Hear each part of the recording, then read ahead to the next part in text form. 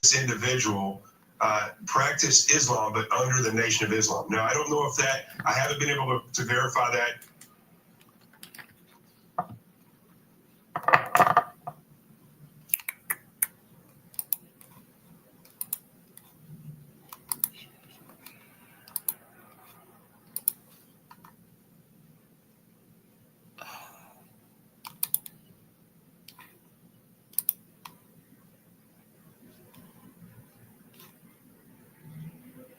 Oh, I think I'm going to share this.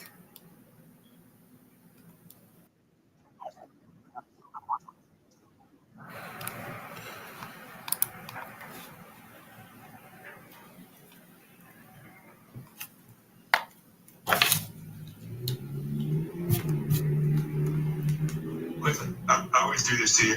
I think it's very imperative that Donald Trump, just like he put Holman as the deportations are, I think this is a very important thing because Tom Holman is an expert who worked in that field.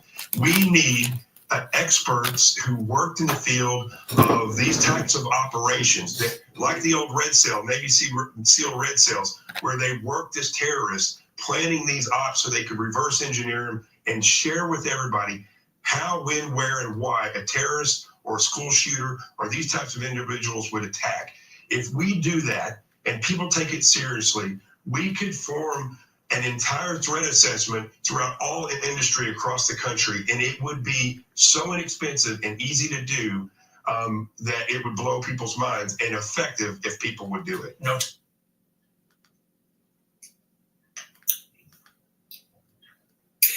Okay, family, did you hear that?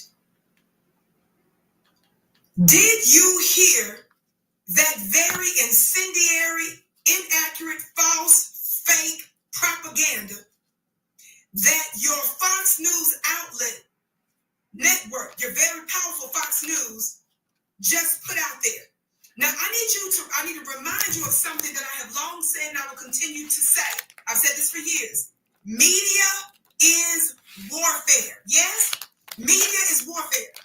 Before any physical battle is ever played out in any theater, it's first a war of words. Are you all listening? Now, shout out to War of Islam words that constantly has very active members, ministers, and of course the Honorable Minister Louis Farrakhan, who heads the Nation of Islam in the United States and other parts of the world. But this is important because I'm going to just bring this over. Area. Somebody else lived over there that coordinated it, and he just drove the truck in. But there had to be a coordination in some way, shape, or form to New Orleans. Important questions. Jonathan T. Gilliam, thanks so much for your insight. We appreciate it. Todd, can I say one other thing? Sure, quickly. I always do this to you.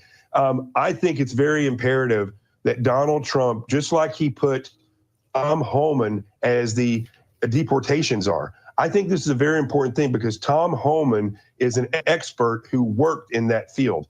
We need experts who worked in the field of these types of operations, that, like the old Red Cell, Navy SEAL Red Cells, where they worked as terrorists, planning these ops so they could reverse engineer them and share with everybody how, when, where, and why a terrorist or a school shooter or these types of individuals would attack. If we do that and people take it seriously, we could form an entire threat assessment throughout all industry across the country, and it would be so inexpensive and easy to do that it would blow people's minds, and effective if people would do it. No.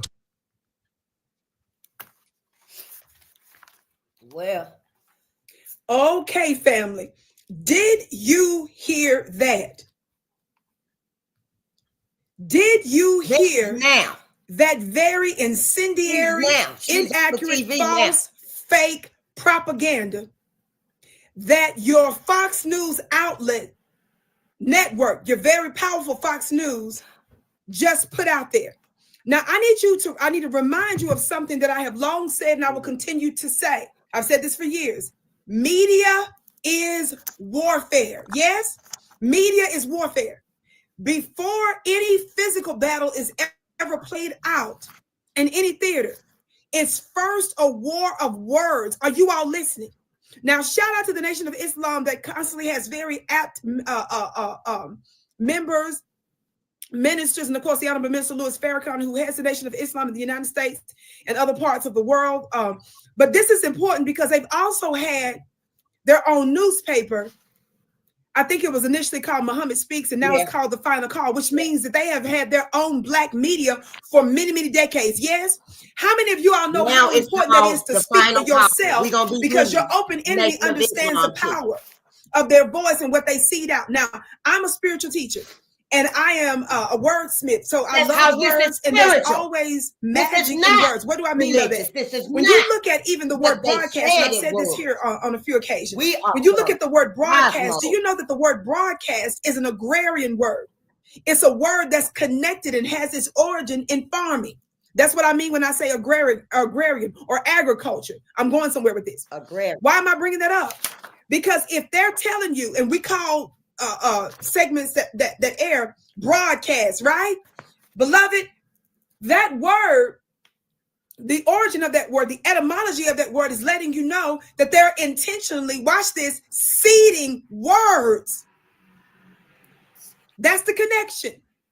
Why am I saying that? Because there's an intention behind when words are put out somewhere. So you notice some very problematic things that this former federal agent, who's telling us that he's got some anonymous investigator that told him that the Nation of Islam is involved in this New Orleans terrorist attack. For those of you that don't know, NOLA in the title stands for New Orleans, Louisiana. Yes, the NO for New Orleans, the city, and the LA for the initials for the state, Louisiana. Now, I need you to understand something. You heard him specifically say that he has not verified that with an additional source. Now, let me tell you all something. He did not reveal who his source was for the initial information, but he stated in a very full-throated manner, watch this. Y'all better pay attention. Y'all better pay attention. He said it was Muslims, but it wasn't the Arab Muslims.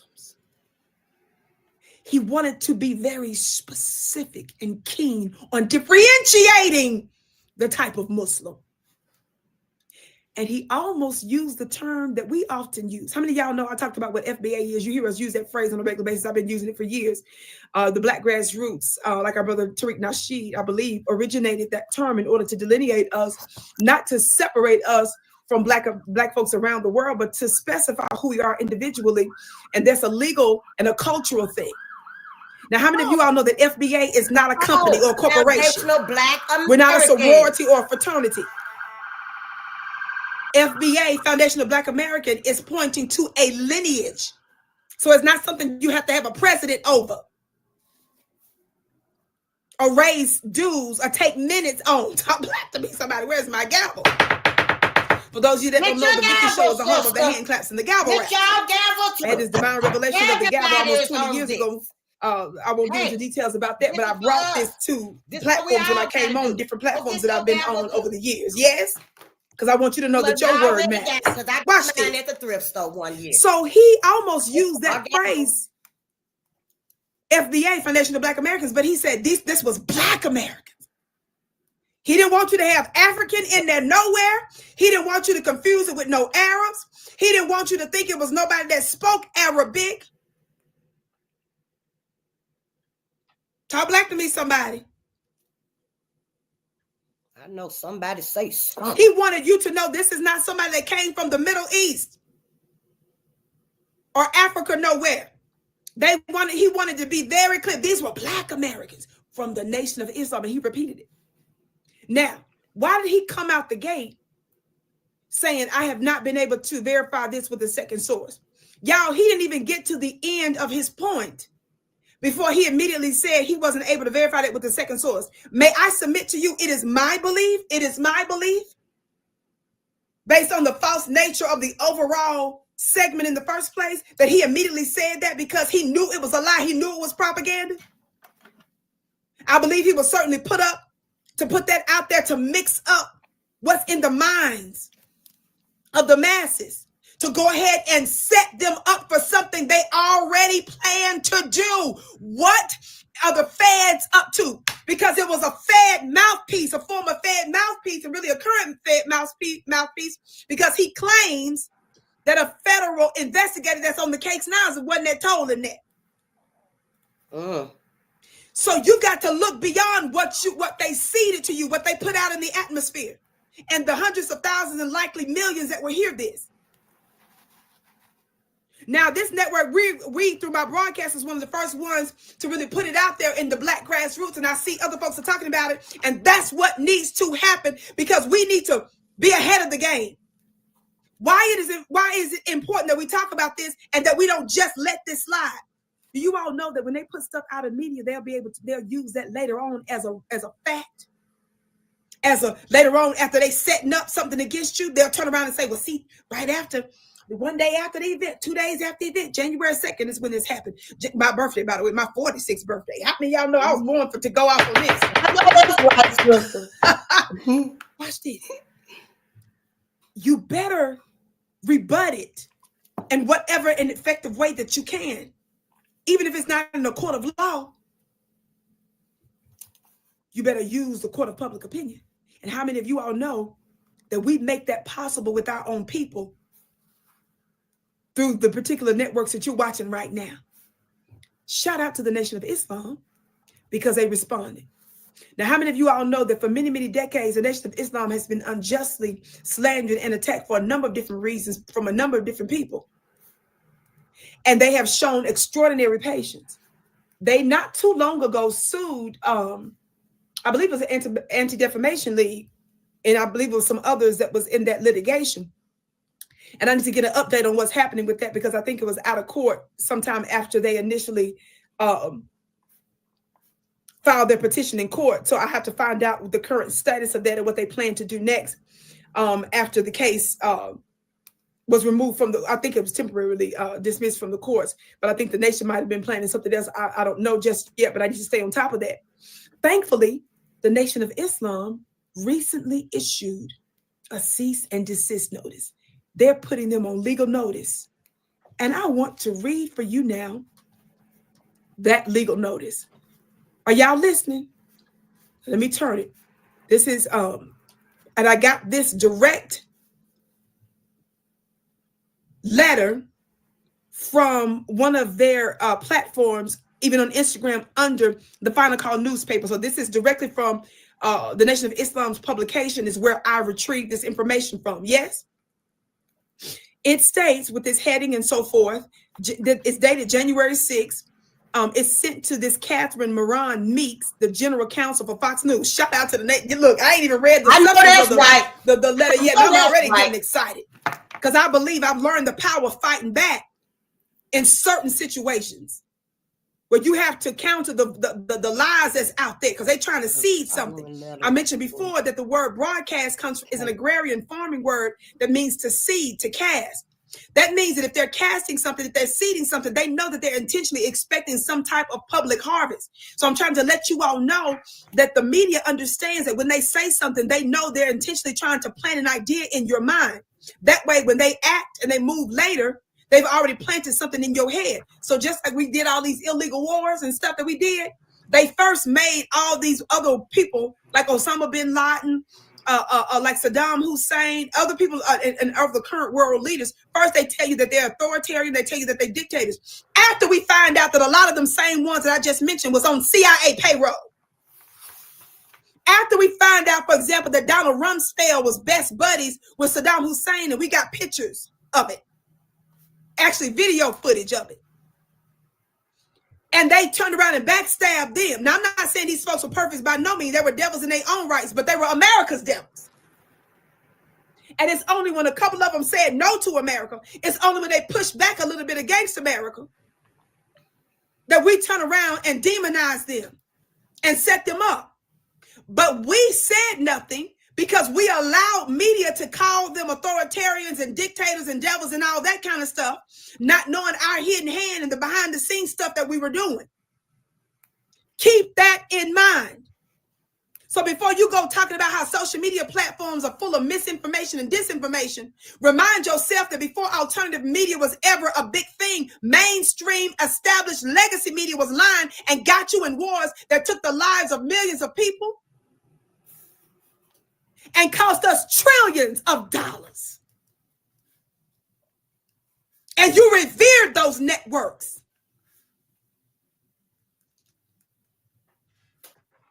Vicky, read the letter.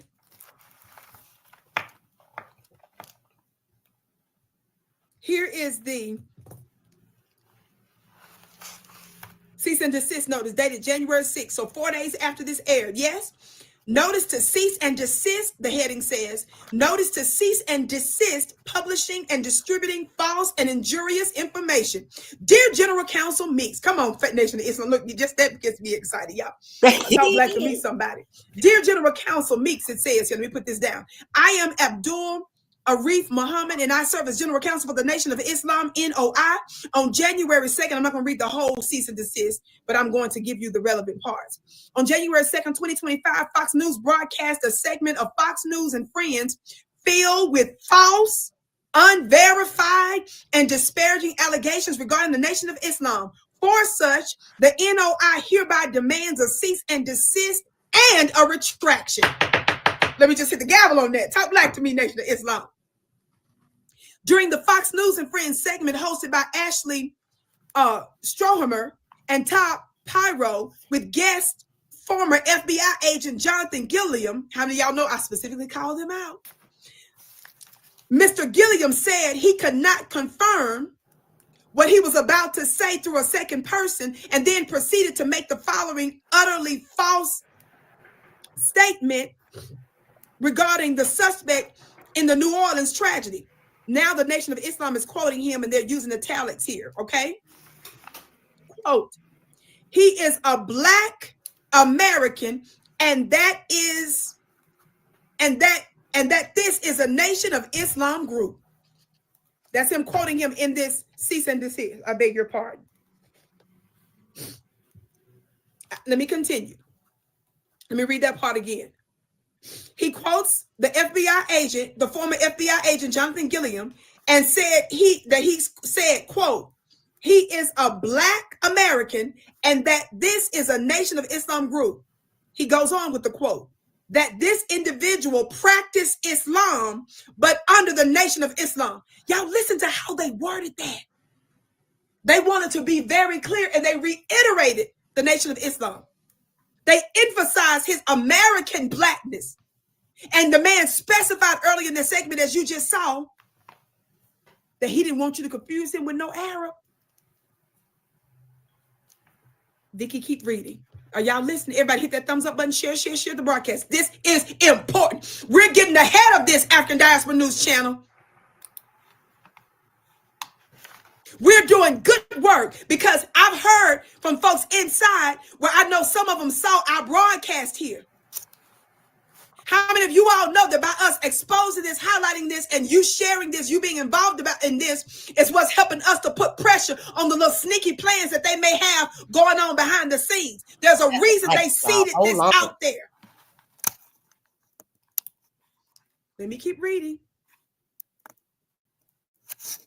The attorney Abdul Arif Muhammad, counsel for the Nation of Islam, goes on to say, to our knowledge, the suspect has never been a registered member of the Nation of Islam. The government of the United States has the teachings. Wow, y'all ain't ready for this. I forgot about this part. This is real juicy. The government of the United States has the teachings of the Honorable Elijah Muhammad in their possession. I don't know how I forgot that sentence. It goes on. Anyone is welcome to study them or good day music now to tune in to our national broadcast. In none of them will you find us inviting people to do violence or act in a terroristic manner in the nation of our birth. In its 94-year history, somebody put 94 in the chat. Somebody just put those two numbers in the chat. Somebody said 94 years. And in its 94-year history, the Nation of Islam has no track record. Y'all know we discussed this here. Remember I said this. Has no track record of committing or advocating acts of violence against anyone. How many of you all know we specifically said this? Did we not? Fox News is complicit. I said I wasn't going to read all this. I was supposed to skip this paragraph, but I want to read it. It's almost finished, family. Read Fox all News of it for me, complicit. because I want to get the letter. Fox News is complicit facilitation of this uncorroborated defamatory information we view as, y'all listen, willful, malicious, and injurious to the nation of Islam in general and to every single member in particular. Viewers of this program and or as family members of the victims who believe the uncorroborated defamatory statements of your guests that you will continue to have. Hold on, family, let me get this right. My device, here we go. Thank you. What was I reading? That you continue to have posted on various platforms could seek to do harm to a member of the Nation of Islam in the name of seeking retribution for their deceased or injured loved ones. Fox News has a responsibility to ensure that what is presented on its platform is fact-checked and sourced for accuracy. This Fox News failed to do, and it caused immediate harm. Thus, we are demanding that Fox News cease and desist the airing and distribution of the above referenced program segment, and we are demanding the immediate removal of that segment of the broadcast with Mr. Gillum's false accusations from all Fox News platforms and outlets, as well as that of any Fox News affiliates. This letter is not intended to set forth our entire position regarding these false claims. Nothing herein constitute a waiver or limit of our potential rights, remedies, defenses, or claims, all of which are expressly reserved. In other words, in my opinion, that's a fancy way of them letting them know, a ninja, we reserve our right that if we decide to officially and formally sue you and file a brief in court and some other stuff that they may plan to do, that's our reserve too. Just because we send this legal cease and desist doesn't mean that this is the end of our legal possibilities. You understand? We look forward to your immediate action, removal, retraction, and disavowal of the false statements. So they're demanding what? The immediate removal on all their platforms and affiliates, a retraction, which means that they need to publicly state and say that they retracted it because it was inaccurate or so forth, something to that nature, and disavowal of the false statements. Exactly what I just inferred there. And of course, he signs his name on the behalf of Nation of Islam. Somebody put some hand claps in the chat. Shout out to the Nation of Islam. I know that's right. For putting Fox News on notice. And shout out to us for making sure that we continue to cover such things and then we serve as a support. Again, this is not about the religion. It's not about whether or not you are a member of the Nation of Islam. It's about the just and righteousness of standing up for Black folks and falsely accusing them, especially for a group that has stood with Black folks, notwithstanding any of our backgrounds. A people that has a reputation of going into prisons and serving their own people in prisons. A people that have a reputation of giving food and resources and teachings in order to uplift our community. That's what this is about. That's what you're supporting. Because I can hear some of y'all right now say, I don't know about the Islamists, the Muslims. Meanwhile, some of the very ones that be on Fox News, and not just Fox News, but others, but we're specifically talking about Fox News. Meanwhile, they on their claim that they Christians, and they the main ones that's crucifying you. Yes, the main both metaphorically and physically. Your brothers and sisters in Christ. You find a way to say, well, all Christians ain't like that. Talk black to me, somebody. I have great respect for what they did here, and I'm so grateful that they're fighting back. I believe that this is so very important. Now, I want to say one quick thing. I'm going to tell you why I have referenced this before I go. It's very important. I have referenced this on many occasions here on this network and other networks that I have been on over the years, yes, and other platforms that I've been on over the years. What is that, Vicky? I have talked about how propaganda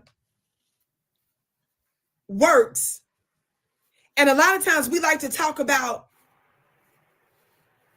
Goebbels, the propaganda minister in Germany during the German Holocaust, we always like to talk about as if that's the standard we need to look at. Look at all the damage that he did using propaganda in order for them to go through that particular Holocaust. Well, baby, where did Hitler get his ideas from? Oh, anti-Black American practice. How many of y'all know that that's history? How many of y'all all know that his eugenics idea came from him watching the United States, and we were given credit for him taking on that idea? Oh. What does that tell you about this country against its own citizens, its Black citizens? In the early 20th century, we're in 2025 now, yes? So now about 110 years ago, there was a movie that came out here in the United States that was called The Birth of a Nation.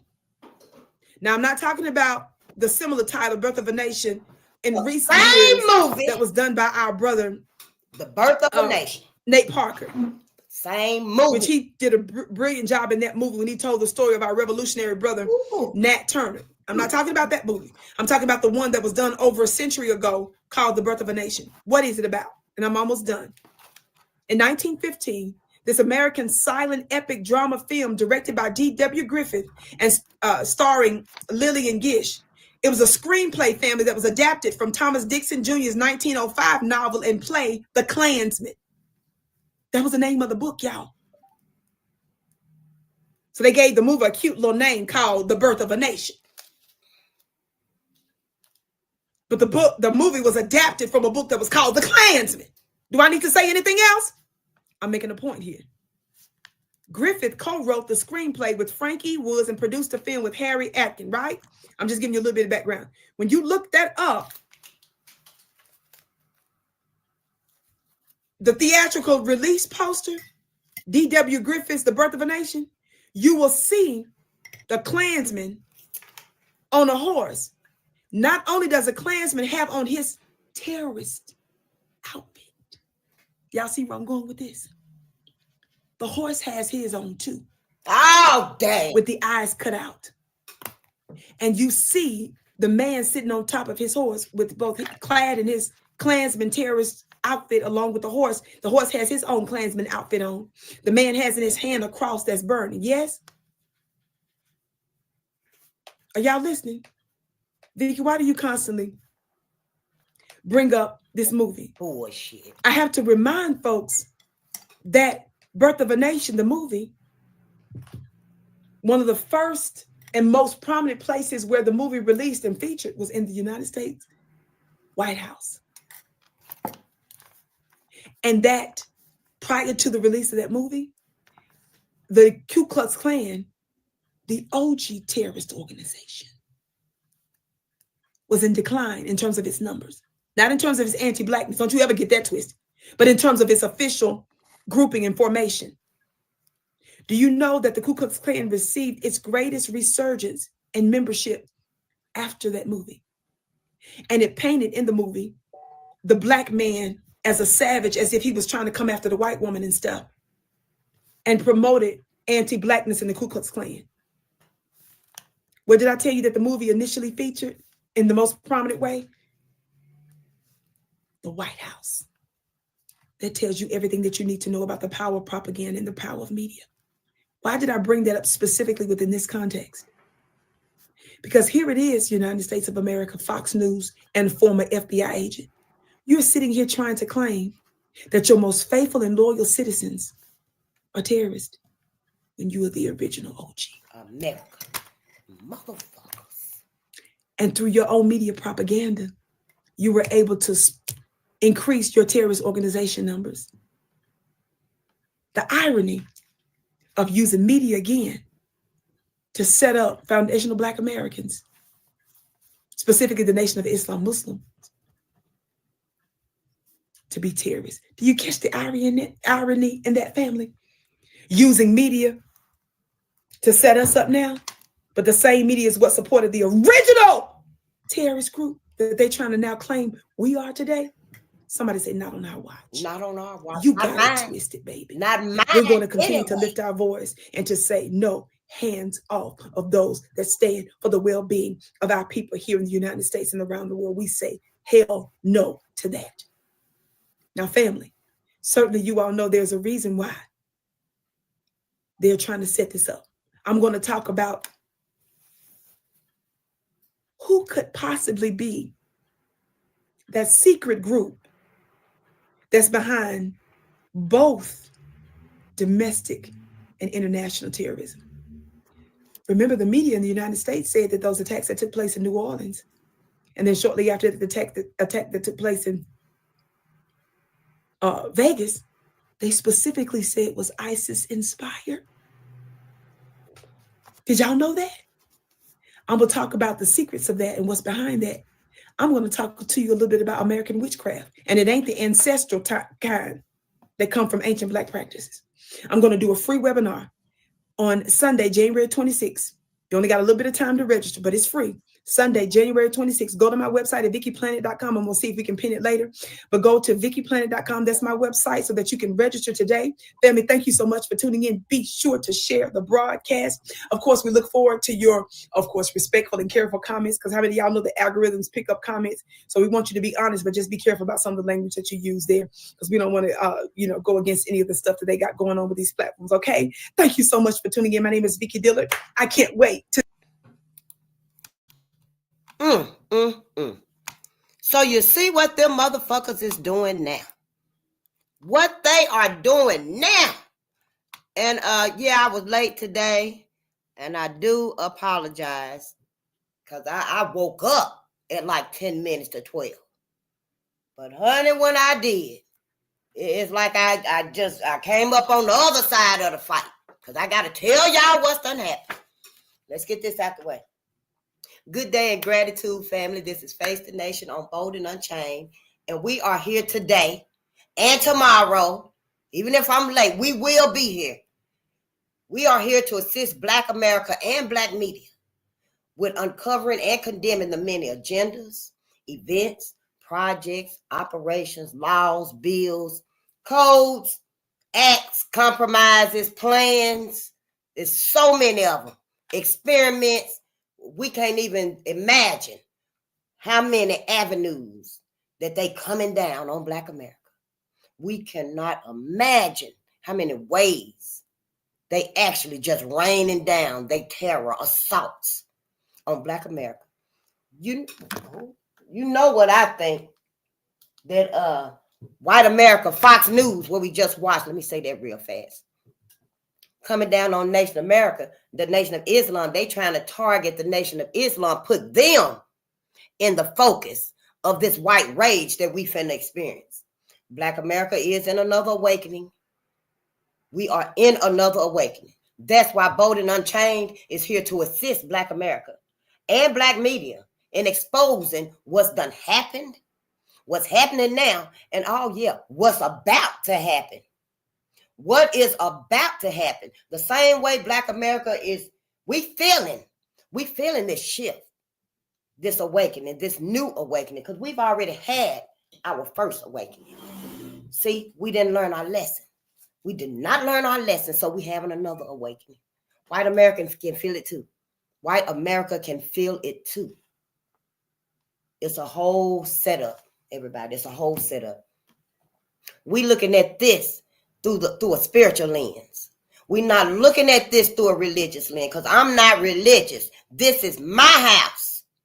This ain't nobody else's house. This is my house right here. And we're not looking at this through a religious lens, because I'm not forgiving nobody. I ain't forgave nobody.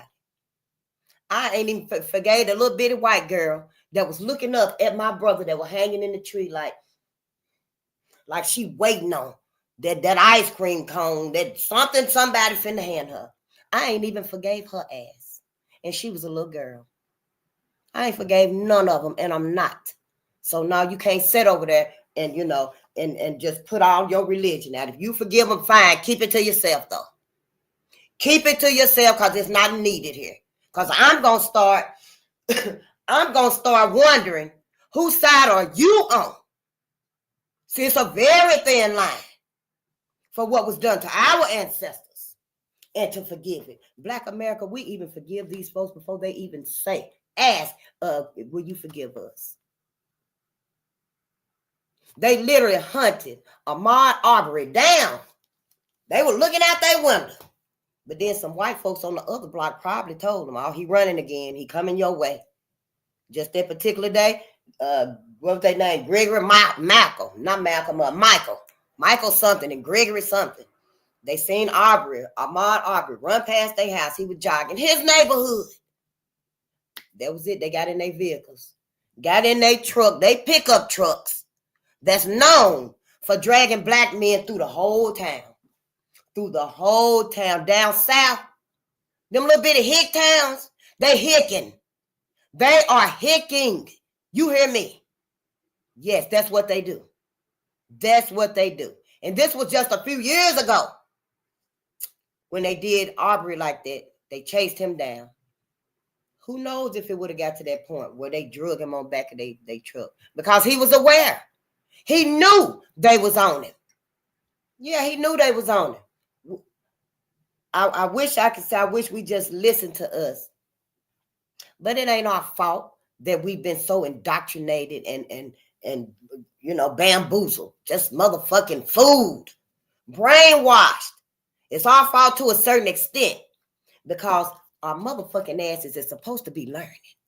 We're supposed to be learning about us, about them.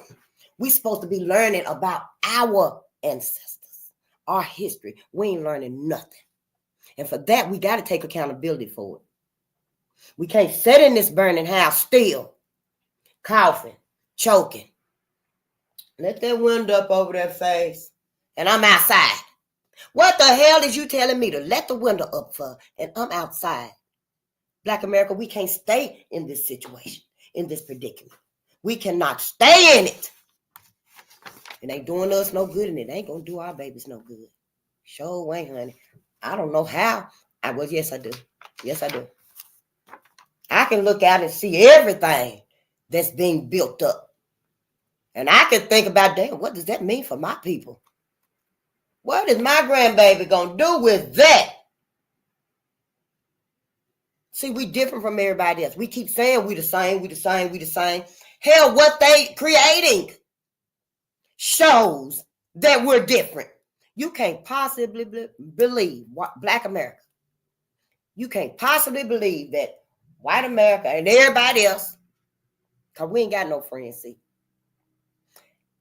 Everybody else that's helping America build up this infrastructure, this new futuristic reality is not on our side. So we do not have no friends. Because the very ones that's helping to do these autonomous cars, you know you ain't driving the motherfucker, so you probably can't unlock it. You ain't even driving it. You probably can't unlock it and jump out. Black America, don't get your ass in them cars. I don't care if you is, but I'm going to be driving my Tesla. Now that Tesla going to be driving you. Because at any point it decides, or whoever the fuck manning it, and that's, you know, manning it. Ain't that fucked up? Whoever decides, yeah, stop it. It's going to stop. You don't know if it's got a little small device that's going to just blow out a whole bunch of cyanide on your ass. See, we can't look at what's out there like it's ours. Like we built it. Everything our ancestors built was pro-life. It wasn't no ulterior motives. It wasn't no, we doing this only for Black folks. Even though some of our ancestors, our inventors, they did say for Black people, and they should. They should have meant it from the top to the bottom. We should have had everything of ours so encased, can't nobody get it. Unless we say, yeah, you can use it. But you better not try to own it. Because, see, that's what white America been doing to us all this time. And shit is coming to a head. Shit is at the peak. It's at the peak. I don't know. I got here late to the fight. But what I see is white America is gearing up again to come down on Black America's ass. That's what's going to happen. Sure is. We're using a vision, a spiritual lens of loyalty. Because we need to know, who are we loyal to? Black America. Who the hell is you loyal to? Allegedly in 2025. Who are we loyal to? Black Americans. We looking through a lens of resilience, perseverance. We have achieved more than anybody, in my opinion, the most magnificent miracle ever that mankind has ever seen. Name me one. Not out of all other people. Name me one that can still be under the oppression of this. Name me one race that can still be under this right here, that they still under it. Matter of fact, nobody. No, it's been trauma, turmoil, crime, dehumanization, a long ass time, I know. But we speaking right here in America. Who else over here? Because everybody seems like they're over here now. I don't know how many races is it that's not in America. Because I be still having culture shock. Hell, I'm from the deep South. I'm from the South. It's everybody up here. Remember when I was telling y'all I used to say they coming to get us? I was talking about black folks. I don't even think I knew and registered at that time when I used to think that. Just crying to everybody, yeah, black people gonna come and get us. They gonna come over here to America and get all of us. Why they ain't came yet? My family just looking at me like, damn ass. But they ain't nobody tell me nothing. Now, hell, I'm a grandmother and great-grandmother, and I see everybody over here. I ain't never seen these people. I ain't never learned about them. Ain't never heard about them. Don't know their history. It just looked to me like since we ain't got no friends and everybody that came over here, is everybody coming to fight us too? Like they doing. So everybody coming over here to be on their side. You know, it's yeah. I can't get away from it. I don't know. We ain't got nothing else to talk about here. We sure don't, y'all. But they coming for Farrakhan. Farrakhan has always, I know we got our misgivings about him, about Malcolm. I still do too. I want to know too what really happened to Malcolm. But see, I know they'll use you against me. That's why I ain't going nowhere with y'all asses. See, you're going to have to prove to me that you feel the exact same way I do. Because if you don't, I can walk by myself. I can talk by myself. And anybody that catch them words as I'm coming through, pout up there. Face right here. You ain't even got to be behind me. Shit, go on up there with Pap. Go on up there with Pap. I'm just telling your ass to wake up, Black America. Wake up before you find yourself where we ain't even ready to be. We don't even know nothing about it. Our ancestors, they thought that we were going to pay attention. They thought we were going to learn our lessons. Because if they didn't, they would have told us. Oh, somebody probably did. Oh, my ancestors. Thomas Edison, he stole his inventions. Our ancestor, you know, the Black Edison. That's what they called him. Thomas Edison stole most of his inventions. But, you know, somebody in that field of ours probably thought that it could be possible. But they probably was, you know, thinking that Black America, we learning our lesson. We're going to teach our lesson. We're going to remember. So it wasn't no need to tell us. Like Neely Fuller. Like Neely Fuller said, in 30 years, Dr. Francis Cress Welsing said it. Like Neely Fuller said, in 30 years, they're going to have a Black man wearing dresses. See, they thought that we were going to learn our lessons, y'all, or they would have told us in 100 years, they're going to have the Black man captured by a futuristic world. But they thought we would have learned. They thought we were paying attention. And we was. But then, you know, everything just started looking good, looking like it was glittering. I mean, the grass looked so lush and green over there. You know, everything looked so shiny. All the distractions looked so shiny. That's why White America came out with How to Market to a Negro. Yes, Sister Vicky, honey, she always let us know. See, Black media, it don't matter where you get it from. Just go get your ass some Black media. Black America. I can't stress it enough. I cannot stress it enough, honey. No, we ain't finna play nothing. Sure ain't. You know how we go to the little places and while you sitting like to wait on your car to get fixed. And you know they got the TVs and stuff, or you could be eating. Some of the restaurants and pubs got their TVs and stuff, you know. And yeah, everybody sitting in there watching TV, but we ain't watching nothing got to do with us. We in these spaces that we can't even, you know, consider watching nothing about us. Our whole lifestyle, y'all, is geared towards, you know, white folks. What white folks do, how they live. And at the same time, they ass turned around trying to live how we live. Waiting on that day, they could be like, yeah, we're black now. And everybody in society gonna be like, yeah, my brother, my sister. And you know, they changing themselves too, hell. Her thicker than mine. Shit, that man came out of that barbershop, that Chinese man. And it wasn't no piece. They did something to his hair. Changed the whole texture of it. Yep. Mm-hmm. Well, let's get this out the way, because you know, honey, you ain't got to do this for the Bible, but you got to do it for every other readings, especially if it's about Black America. Yeah. Copyright disclaimer under 107 of the Copyright Act 1972. They might come out with a new one. If they do, y'all let me know. Allowance is made for fair use for purposes such as criticism, comment, news reporting, teaching, scholarship, and research.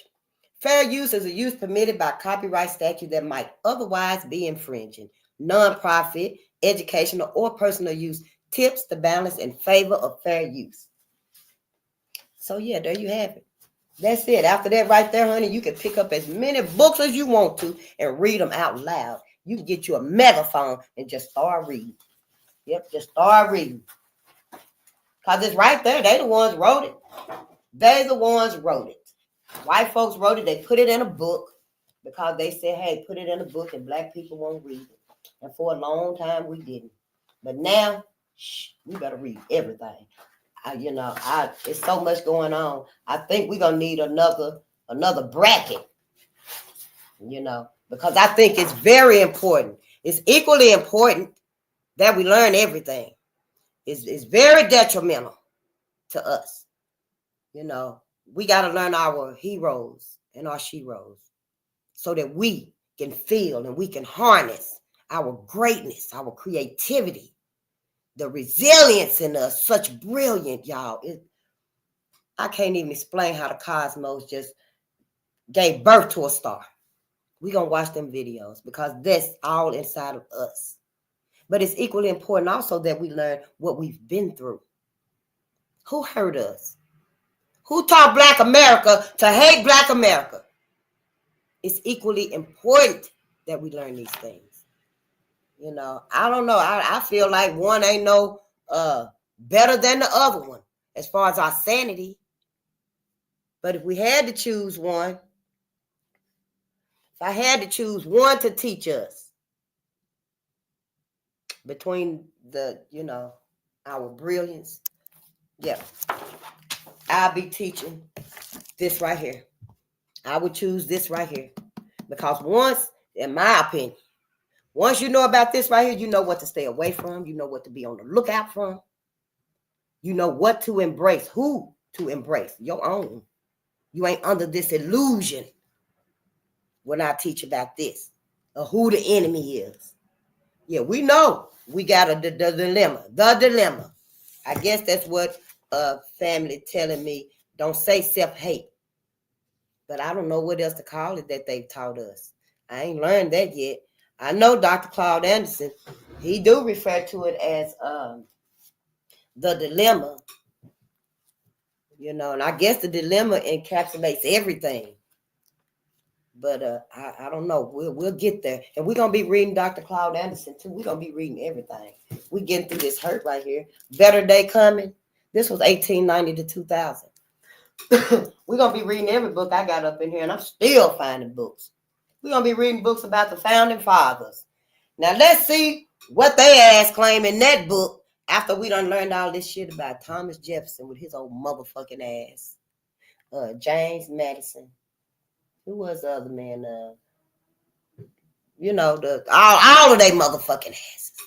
All of them done said something and did something. Yes, but let's get back to this right here before we read a little bit.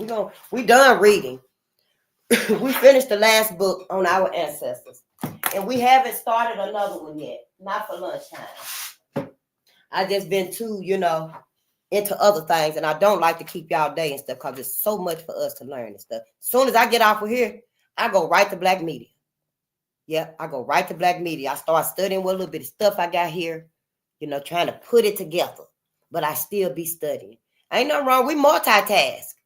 When you get started, you're going to be multitasking and everything. Yeah, and that's fine. That's what we're supposed to do. That right there. That fills up the void. Learning about us, that fills up the void that we've never had. It ain't nothing we can learn in white education about the white man, the glorifying white men, white people, that can give us the feeling when we learning about us, honey. You be up in there cooking, cleaning, listening to somebody on there teach you something. Over there jotting notes down when they say something that resonate with you. Yeah, we multitask. This whole existence is on our harmonious vibe. Let me go turn the oven off, matter of fact. Walking on notes.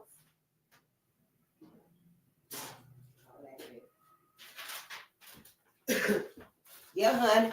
I be walking on notes up in here. Sure do. You see a piece of paper, don't you throw that piece of paper away. Give it here. She might have something important on it. Done fell off the wall or something. But this right here is the BP chart. Keep up with your blood pressure because, I told you I was dealing with my blood pressure. And I had to get that tooth pulled. But the more that I read it and stuff, I studied up on it. And somebody was like, 40-year-old white man. And, so everything in our life is on that standard. I keep it. But, I do also be like, I can understand my blood pressure being a little different than what they say it's going to be. But, you do want to watch out for, silent symptoms. Silent symptoms. You got to know yourself. So I know myself I know when I'm done here on this planet, on this plane, Face ain't going to be here no more. Face going to die, go be with the ancestor. But I'm going to the afterlife. Yeah, so, I know this. And I know they say, oh, your blood pressure was high. You better go get on them blood pressure pills and stuff. I really don't feel like that. If my blood pressure was high and I'm having the symptoms, I'm seeing them little things in your eyes and stuff. I'm dizzy. I'm nauseous. I'm having constant headaches. Whatever the symptoms would be, then I would be like, hey, let me go set my ass up here in the urgent care for 5 hours because they'll keep you. Black people. They will keep you, Black people. So, we just have to, pay attention to us, to the surroundings, what's happening, what's going on. That's why, it's very important. I'm going to visit Dr. Yaki, our brother, Yaki Awakened. Yeah, I'm going to see him, see what's wrong with me. Let's get me together and stuff. But until we get there, and don't stop your doctors, your medicines and shit. They got y'all ass on some powerful shit. You stop that pill, sis, your ass soon to fall out. Bro, don't stop them pills they got you on. Whatever you done let them get you on, and whatever your medical status is, you better stay with it. Because when I was taking them blood pressure pills to get that tooth pulled, don't you know, I took it for like 3 weeks. Because I was really monitoring it. Yeah, I got my little bag over there, and every day I would monitor it morning, noon, and night. Started monitoring it laying down, because, it gives a different reading, But it took like 3 weeks, and I was like, okay, it's steady. It's finally steady. And they took the tooth out and stuff, and they tricked my motherfucking ass, too, because they were like, oh, these other 2 teeth back here, they are going to be bothering you, too. And I was like, oh, is that why it's hurting so much? And they're like, yeah. We're going to have to take them out. And okay, go on and get their ass too. Ain't thought about nothing. My ass ain't thought about nothing, honey. Now I'm here biting on my bottom lip. Because them motherfuckers done took damn near all of my back teeth, y'all. We got to start learning. Hell, when the George Washington motherfucking ass took his slave. He loved his slaves' teeth so bad, y'all. He took the man's teeth and had them made into dentures and put them in his mouth. I think it was George Washington. It was one of they motherfucking asses. Now, I ain't got that in no notes. I just remember reading it, and I was like, damn. Hell, it was that bad he needed some teeth? Shit you never heard of. See, I get to talking. I get to rambling and shit. Yep, tell your ass shit that hell you probably don't want to know, don't need to know, but it's very detrimental to know. Very detrimental to know. I don't know how you are individually, personally, because we don't know each other. We got the illusion that it ain't even nobody out there like us, like me, that's like me. Now, I know I probably can go out there and find some white folks and face, I feel the same way you do. That's a lie. That's an illusion. But they got us thinking that it ain't even people out there like us that resonate with each other. See, I irritate people. Yeah, because don't nobody want to talk about this. So, yeah, I'm very like, well, it's been good talking to you, and I got to go. Yeah, and then I'm going on, and I'll turn around and talk, but you ain't got to come with me. You probably don't want to. But, yeah, we just got to use discernment on everything. Everything in our life, y'all, we got to change it. I don't know, hell, I just got here to the fight. I thought everything was fine with Black America. I had no idea. I'm about mad at every motherfucking body. Somebody should have said something to the right Black person. Somebody should have said something. And as hard as our people seem like they've been out here teaching us, I'm like, damn. You know, it's like they was whispering. But I know Sister Vicky ain't been whispering. See, we got family out there. We got people out there, our people. They ain't been whispering. They've been yelling it from the rooftops. And white America been putting a damn siphon over everything. So we can't hear nothing. Been covering up every microphone, every message, telegraph, memo, every song that come out to us from us. White America take it. White America take it and hide it, redo it. Yeah, we don't get it. Like that one song, Jerusalem. Oh, I love that song. Jerusalem. The first time I heard it. Hell, and it was 7 years old when I first heard it. But I love it about our family in Africa. It was their song. And honey, I think it was like the second day I was listening to the different versions of the song. Honey, white people was everywhere. They had a huge, big old airplane, a big jet behind them. They was on the tarmac, I guess, a tarmac or whatever you call it. On top of the building with the jet sitting up there. And honey, they all was out there. Might have been one person, maybe one mulatto. And honey, they were doing the dance and they were singing the song. And I said it then. I said, all them motherfuckers done stole. I said, they know this song is for us because it give you goosebumps. Our music gives us goosebumps because it's got a message for us. But then see, white America got to get up in there and do their little bullshit. And the vibe is broken. The vibe is literally broken. We don't see the same, the song the same anymore. We don't feel it the same anymore. That's what white America does to us. That's why we got to get away from them. And they coming towards Farrakhan, what I was saying about Sister Vicky. I put that on because I didn't know NOLA was New Orleans, Louisiana. I thought it was a storm or something. I don't know. I didn't know what it was. So when I put it on and stuff, and it was about the crime that happened, and white media was saying, oh, they belong to the Nation of Islam because they mad at Farrakhan. They ain't never been able to get the man. As far as I can see, I don't think they've been able to censor the man. Although it is some choice words, I wish he would just come on out and say to Black America, you know, because here we at the end now. We at round 3. We is at round 3. Or where to go to? Round 12. Hell, Muhammad Ali was knocking motherfuckers out, whatever round he chose. So we'll just say it's the end. We are at the end of life as we know it. And the Nation of Islam telling white America, stop motherfucking lying on us. Stop lying on us because, in my opinion, everybody acting like white folks. Everybody out here committing crimes. I don't give a damn if it's against a person, a dog, a cat, going over to Africa, tracking and shooting tigers and the African tiger and leopard. Everybody acting like white folks. Black folks, white folks, Chinese folks, Indian folks, everybody is acting like white folks. But see, they're not acting like John Brown. They're not acting like his mindset. I don't even see the book. There it is right there. See, it is possible. White folks can be, you know. They can have a little civility to him. He did. You know, they don't have to look into that black baby's eye and be like, oh, I hate the God in you. But we ain't going to tell you that you is God. We're not going to tell you that the cosmos literally manifested the black woman and the black man. And that's just being fair to us. Because, you know, I truly feel like it manifested the black woman first. Hell, she the one that's still manifesting, giving birth. But yeah, I could be cool with us. I could be fair and say, okay, it brought both of us. It brought me and you. Now what? You got something to say about that? Do you got something to say about that? Because see, it ain't through.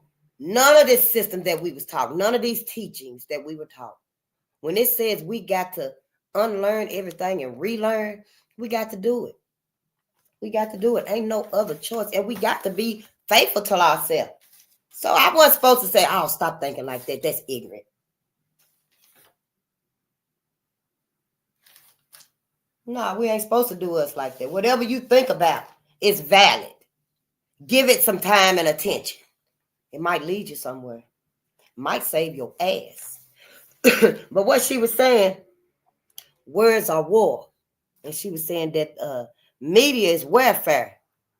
The media is welfare. Or is it warfare? You know, remember how we reading about the media put out a letter that the white woman been assaulted. And the black man, Jeff Brown, assaulted the white woman, lynched in 5 days. And all the newspapers in Kentucky, we were reading about Kentucky. All the newspapers in Kentucky, they all were trying to embellish the stories, so that they could get more subscribers and more readers. So they would really fancy the story up. And honey, in 5 days, 5,000, 10,000, 15,000, 50,000, 100,000 white folk just flocking from everywhere. How far did they even travel to get to a lynching? But see, white America knew that's all they got to say. That the harm was done to a white woman. Once they say the harm done to a white woman, it's on. White America feel like, oh yeah. Don't be calling me this time of day. You know, yeah, they must have knew too. Mm-hmm. But see, that's the media. And the media is still doing it. And see, Farrakhan is still teaching us and telling us, you know, how white America is. He telling us how white America is, and white America is saying, no, you're saying a little bit too much. A little bit too long. But see, Farrakhan ain't got nothing to do with white America.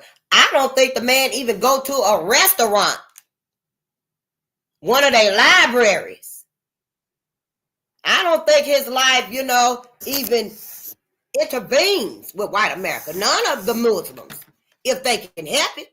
Because hell, when I get myself together, I ain't gonna be in none of they motherfucking spaces either. And they damn sure ain't gonna be in mine.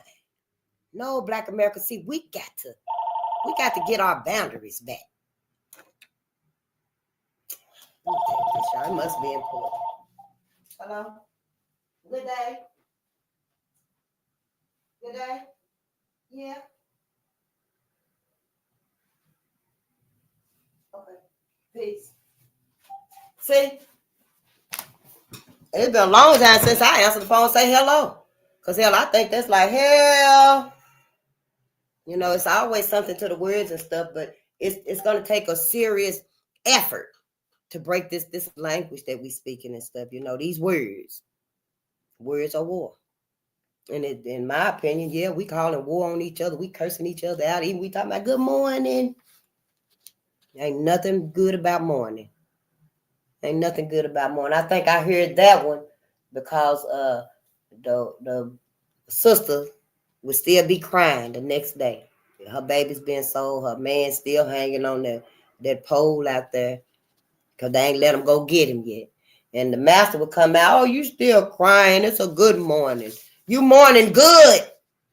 Because, you know, they were Christians. They went to church. They had Bibles in there and would drag the slaves out on Sunday and read the Bible to them and stuff. You mourning good. Say it. Say it. And black folks, good morning. Good morning, good. Good morning. And that's how we got it. You know, the etymology of words. I'm going to get a book on that. And I'm going to see just how far off am I. Because, see, I got some faith in me. Yep, I got some loyalty in me. I know whose side I'm on. Everything that I'm thinking, it ain't far from the truth. It is not far from the truth. Honey, after you read shit that's been done to our people, it ain't nothing that's far from the truth. We're going to find that out. So, yeah, they coming for Farrakhan. They always been coming from it. They don't want him to tell us. And we so divided. We so divided, we can't even see. We can't even motherfucking see that the only one, possibly, perhaps it seemed like the only one to me, because he the only one that's done did it, done took the black man and built him up, done straightened him up. He is straight. Do you hear me? He don't relax sometimes. Like the man that get dressed up on Sunday. Oh, he's pastor. Oh, Pastor Tim. He's such a pastor. That's my pastor right there. I love him. Once church is over with and you see Pastor his ass just like this too. He got on. He sings straight. He sings straight and stout. But see, he ain't out there over everybody now. He ain't out there over everybody now. Now you out here with everybody else and stuff. But see, Farrakhan and the Nation of Islam, we got them too. It seemed to me like they the ones that teach the black man how to always stand up. Always stand up and keep the spine that you got straight. See, they don't lose the focus. Like religion has taught us to lose the focus. And this might somewhat be religion. I don't know. It ain't to me. It seems more spiritual. I wish folks just come on out and tell us. Because now folks thinking I'm crazy. What is she talking about? The cosmos manifested the black man and the black woman. Because I said it. You believe everything else that everybody else saying. But you don't want to believe that. So I just wish people just come on out and tell us what it is. Because see, we so hurt and traumatized. We don't get it. Just put it in layman's terms for us. Layman's terms, put it as simple as you need to. Why we gotta do it? Hell yeah, why I gotta do it? When everybody been out here, everybody been talking to Black America. Everybody say they've been teaching us and they've been letting us know. But it's always some little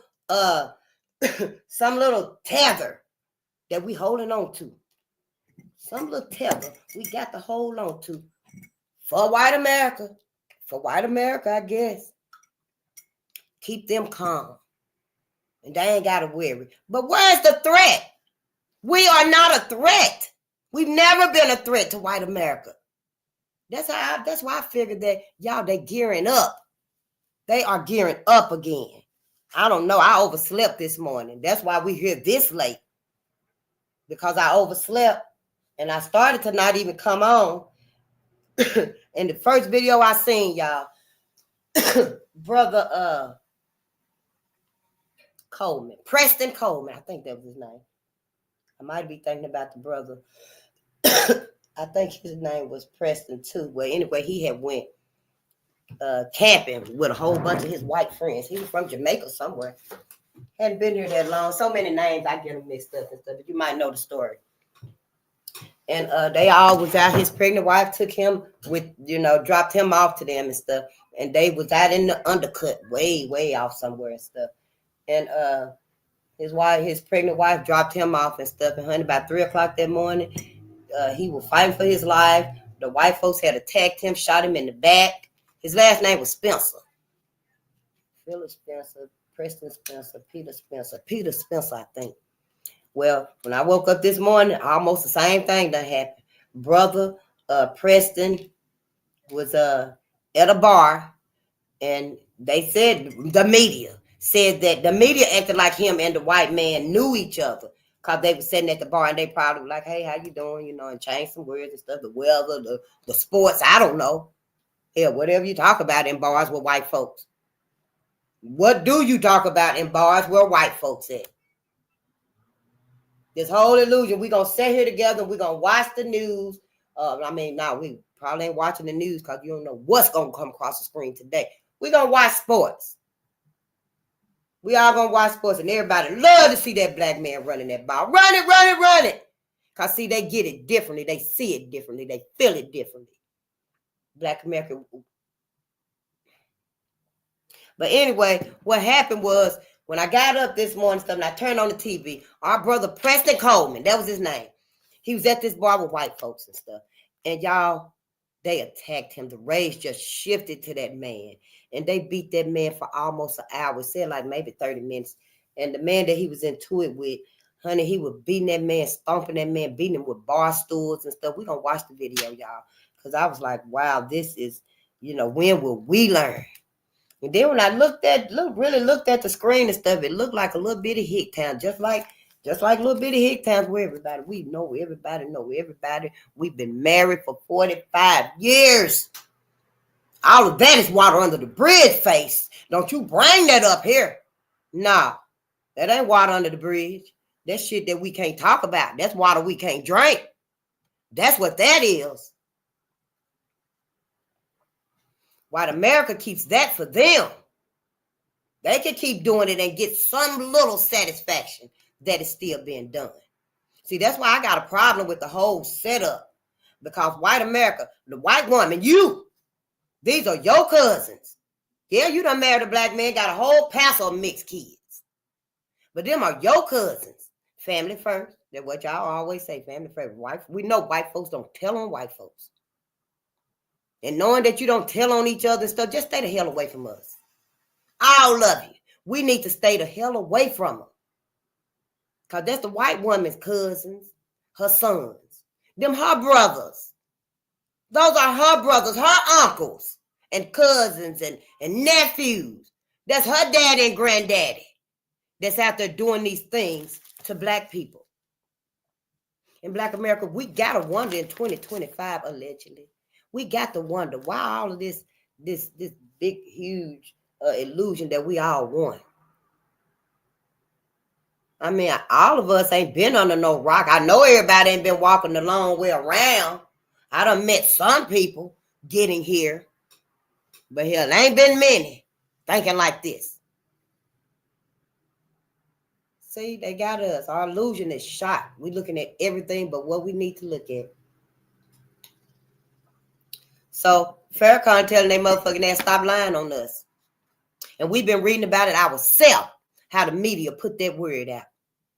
Yeah, we probably read about it some more when we get to reading. Oh, yeah, nigger chase. Yep.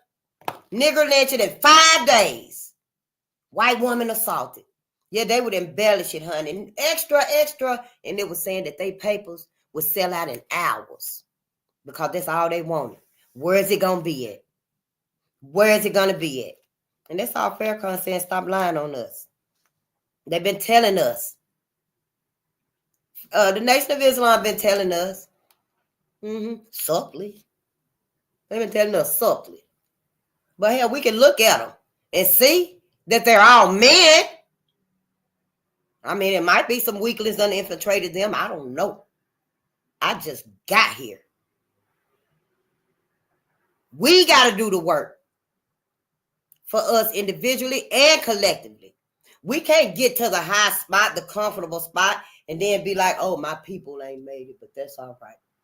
Because it don't even work like that. It does not work like that. Everybody can't lay on that damn pillow that you done made for yourself. Time to put a tub in it. Everybody can't lay on that shit just because you able to lay on it. So whose side you gonna choose don't need to be with us. We are at the point of no return here. But the brother that wrote the letter, the cease and desist, his name was Brother Abdul Arif Muhammad. I wish we could get the letter. I sure do, honey. And he wrote it to Catherine Moran. Fox News is who they wrote that letter to. Talking about the man that did the crime was a Black American, and Black America is a nation of Islam. Is a nation of the Islam group. Hell, we stand away from Islam, honey, like they white folks. Black folks stand away from Islam like the nation of Islam is white folks. Because we know, I think we know, the nation of Islam going to make you a man. It's going to make you a woman. And see, when that happens, Black America, and we start building and creating and we setting in them spaces where, yeah, you know, we already know. Shit, where my pen and paper at? We finna build some empires up right here. And we can't do that. We can't let that happen because we know white America gonna come down on our motherfucking asses. Yeah, we building a little bit on the peripheral. On the peripheral, we got some strong family that know whose side they on. They know what must be done. And they out there doing it for us. But then we got those of us that like, oh no, I'll do that a little bit. But that's gonna be it. Yeah, we'll do that a little bit. Or we'll say, hey, or we'll say, yeah, we'll get out here and patrol our communities. We'll get out here and patrol our communities. But that's all we doing. We're not gonna teach and lead and steer our community to step up and let everybody patrol and protect our communities. See, we'll do a little bit though, but we'll get about 10 or 15, maybe 20 of us, and we'll keep this community good. We're supposed to be doing more than that. We're supposed to be getting each other in the whole community and teach us, just like the Black Panthers had when they were doing it. And they had their 21-point plan.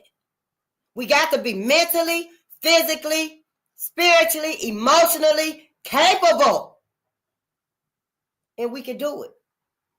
We can teach us and do it. We got to be sober, focused, and we can do these things. But we can't do it if ain't nobody going to be like, oh, yeah, we need to do that. It's okay to do this little bit right here and start out. But see, you always want it to grow. And Black America is afraid to let anything grow. We're afraid to really build anything that's going to overachieve what white America has set as standard for us.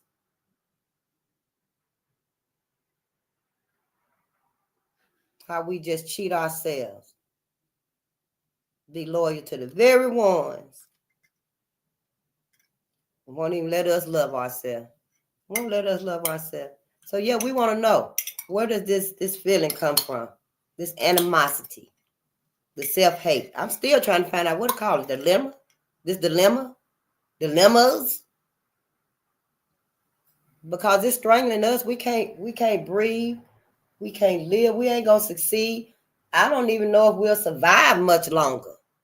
How long we got to survive if we keep going on? What they gonna come out with next? I mean, when you think about all the events and the sabotages in the past, and they still working. I mean, the food's still killing us. The music is still fucking us up in the head. You know, our focus is still divided. Everything is still on us. But now we got robots. We got 5G. We got the holographic, you know, where I was telling y'all I'd seen that video, honey, and it looked like the water was coming right up on the road. Yeah, it looked like the water was going to just rush out on the road. And there was a big dolphin behind it. It was so lifelike. You know, we got all of these things coming up stuff. Our sanity is at stake here. That's why right here, you know, we only concerned about the welfare, the well-being, the sanity of Black America. I don't know if everybody else in the world know that, dang, once we get these numbers down on Black America, we can turn all this shit off. Is that the plan? I don't get it, because ain't nobody, you know, gonna survive if Black America, Black people on this planet. Because I think it was the year before I was born or after I was born? And I think it was like, was it 14 million or 41 million black kids in Africa that were killed? And then it was millions of African women that were sterilized. They didn't even know they were being sterilized. Couldn't even have babies. Couldn't have kids. So see, to get our numbers down across this planet and stuff, the whole sun gonna blow up on everybody motherfucking ass. That's why I'll turn it up. Turn it up now. I say Black America. If that's what's gonna happen, then let us make it happen. Let us make it happen. Yeah. Oh man, and then she was saying that Hitler, see, I got a problem with the chronological order. But Hitler did get his ideas from America. Then she even brought up Birth of a Nation, y'all. She said Birth of a Nation was the remix. It was remade from the movie The Klansman. The Klansman was the first movie. Then they made Birth of a Nation. Now, what we've been reading about, I'm leading up to it. And what we've been reading about when the KKK was revived in 1915 by William Joseph Simmons. That was his name, yeah. Outside of Atlanta, he went up to the Stone Mountain with his friends the day after Thanksgiving. Or was it Thanksgiving? Thanksgiving Day. Y'all got to turn this up and all. And that's what happened. We are reading about it. We are reading about we just read about that very scenario that she was talking about. This man, William Joseph Simmons, he had tried to be a doctor and a minister. He sold insurance, but he was a loser in everything. The man was a loser. So he decided, when he saw the lynching of Leo Frank, and said it was a notorious lynching. He saw the lynching or he heard about it. He seen it one tale or another. Then he watched Birth of a Nation. And he had a vision about the white horsemen riding across the sky on their horses in their Klan outfit. And it told him it was the United States. He knew what it was. It wasn't the whole world. It wasn't one country on the planet. It was the United States. And he said that's why he revived the Ku Klux Klan. He revived the Ku Klux Klan because of that vision. Yep, and that's what she was talking about, the Birth of a Nation. So yeah, we're going to watch the Birth of a Nation and we're going to watch the Klansman. And then she said that the largest resurgence of the Ku Klux Klan was then when he did it. And that's what we've been reading about, because I marked it in the book, what his ass said, and then I marked it on here because he labeled himself as he who traversed the realm of the unknown. That means he was all over the black woman's body, everywhere he wanted to be. Whatever he wanted to do, he just all over the black woman's body. That's what he mean by the realm of the unknown. Dr. Francis Cress Welsing said that the white man said, you ain't a man until you done had a black woman, till you get you some of that black earth, that black gold. That's what she said. And I believe it. Because then he said he wrestled the solemn secret from the grasp of night. Where she would run and she didn't want to. She would crying and begging no, and no, don't rape me, please leave me alone. And they did it anyway. He got it. They got it. White men got it. And then he became that right there. Getting that. That's what makes them the sovereign imperial master of the great lost mystery. Because black women, we are made, we're designed for the black man. We weren't made and designed to be with everybody else. I know Love who you want to love who you want to love who your heart love. But that's because your heart don't know a motherfucking thing. Our heart don't know what his heart went through, what they did to the black man. That's the heart we need to know about. That's the heart that's been crying and begging and pleading, trying to save us. Yeah, the white man done fooled everybody. What make us, black women, think that they not fooling us too? Oh, I know Jared loves me so much. Yeah. Sure do. They love us so much, they won't even tell us. My great auntie can't wait to get to sink into you. Oh, my great grandfather would have loved to sink into you. Because, see, they know these things, but we don't, because we don't pay attention.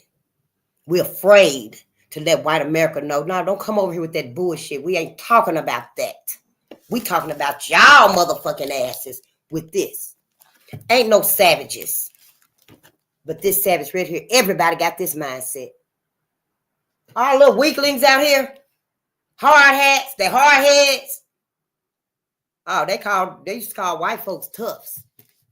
Yeah, them savages. They call themselves savages. They called us praise.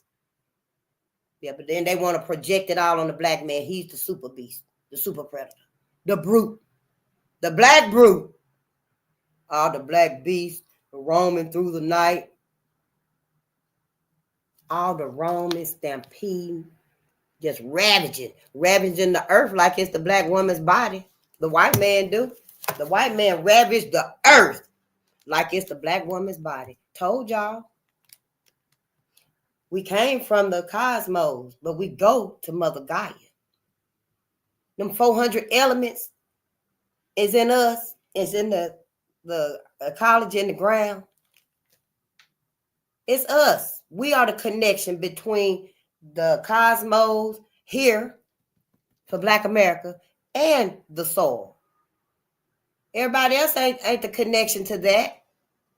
No, everybody else is like the buffer. You know how you take a battery and you put a battery in your remote or whatever? It's like that. That connection right there. But imagine putting a piece of paper or a little piece of tissue.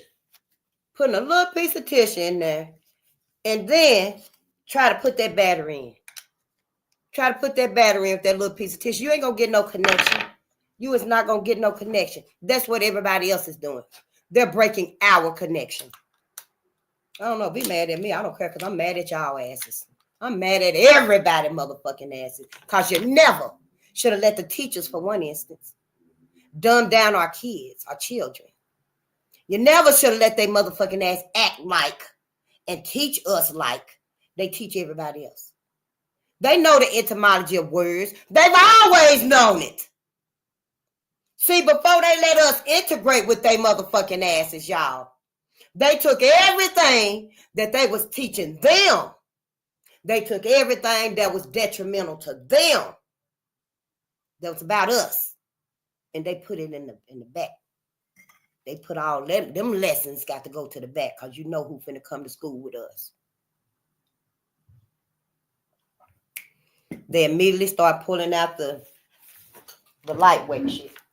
Well, I wouldn't say lightweight here because I ain't even read none of it. I just seen it. They immediately started pulling out, I don't know. I got these books right here. I guess this is a poor example.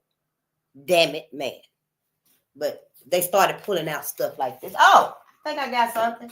Where is it at? Yeah. They started pulling out something like this for the curriculum. Yeah. See, stuff like this right here that they were teaching each other how to be. A lot of them, see, they took these books, these textbooks, and put them in the back. Now, these books like this right here, I ain't read this either. I don't know what it's going to say. But I know, George Washington motherfucking ass took his slaves' teeth and had them made into some dentures. Who is all of these white men right here? We're going to learn about all they motherfucking asses. Because, see, the schools, what they did, and everybody did it, all across the board. Every facet in life that Neely Fuller was talking about.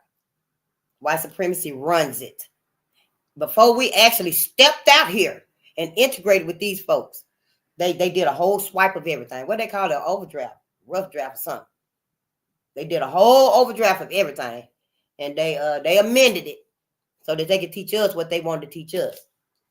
Because before then, they were teaching each other how to treat us, how to do us, how to handle us. That's what they was doing.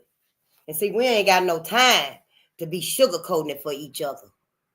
We ain't finna teach our young ones, our kids, our babies, this harshness, this savageness, this ravageness that's been on us. Now, we're not going to teach them that. We're going to teach them about our good, our creativeness, our perseverance. Teach them to be loyal to us. See, we got to be smart, because they've been smart with all the bullshit against us. And, you know, we don't want to cause us any more trauma than it's absolutely necessary that we've already had. You know, our babies really love people. Black babies really love people. They really love their white friends they go to school with. They little Mexican friends. They resonate with them. They think alike. They like some of the same things. You know, they friends. But we doing our babies a disservice by not telling them that, yeah, you could be friends now. You friends now. Martin Luther King himself had a good white friend, little boy. A little white friend. They were friends for a long time while they was in school. And one day, I think they must have turned 7 or 8. Martin went over there and the little boy mama came to the door and said, no, you ain't finna be playing together no more. You ain't kids no more. You ain't babies no more. And Martin didn't understand why. We've been friends. That's my friend. No, that's my friend. There ain't nobody else out here my friend, ma'am. Your son is my only friend. And we go play together and stuff. And that little white woman looked at that little black boy, Martin Luther King. I'm like, no, you need to go find you another friend. But our babies, they love everybody. We don't see everybody like that. That's because we don't know. We don't know. No wonder we think, hell, yeah, I'm in love with Brad. Yes, honey, me and Brad been together for 9 years. Ain't asked no questions about the deepness of them. Because we just leaving ourselves open. I know, right? But anyway, the birth of a nation, Sister Vicky said, the birth of a nation was featured at the White House. So, meaning that's where it was first shown? Hell, are they still watching that damn movie at the White House? In secret? Hell, might be watching it with them. Hell, we don't know what they were doing. Barack was the only one that I know that they actually got in the door. See, it's a whole game. And common Black America, us. Now, hell, if your ass in a higher wealth bracket, then shit, why you ain't over there with the higher wealth bracket? So your ass must be common too. Your ass must be common Black America too. Despite having your wealth, your education, your degrees, you know you can't take your ass over there with them because they're going to be like, who is this? No. So, yeah, ain't no problem with us getting back to us.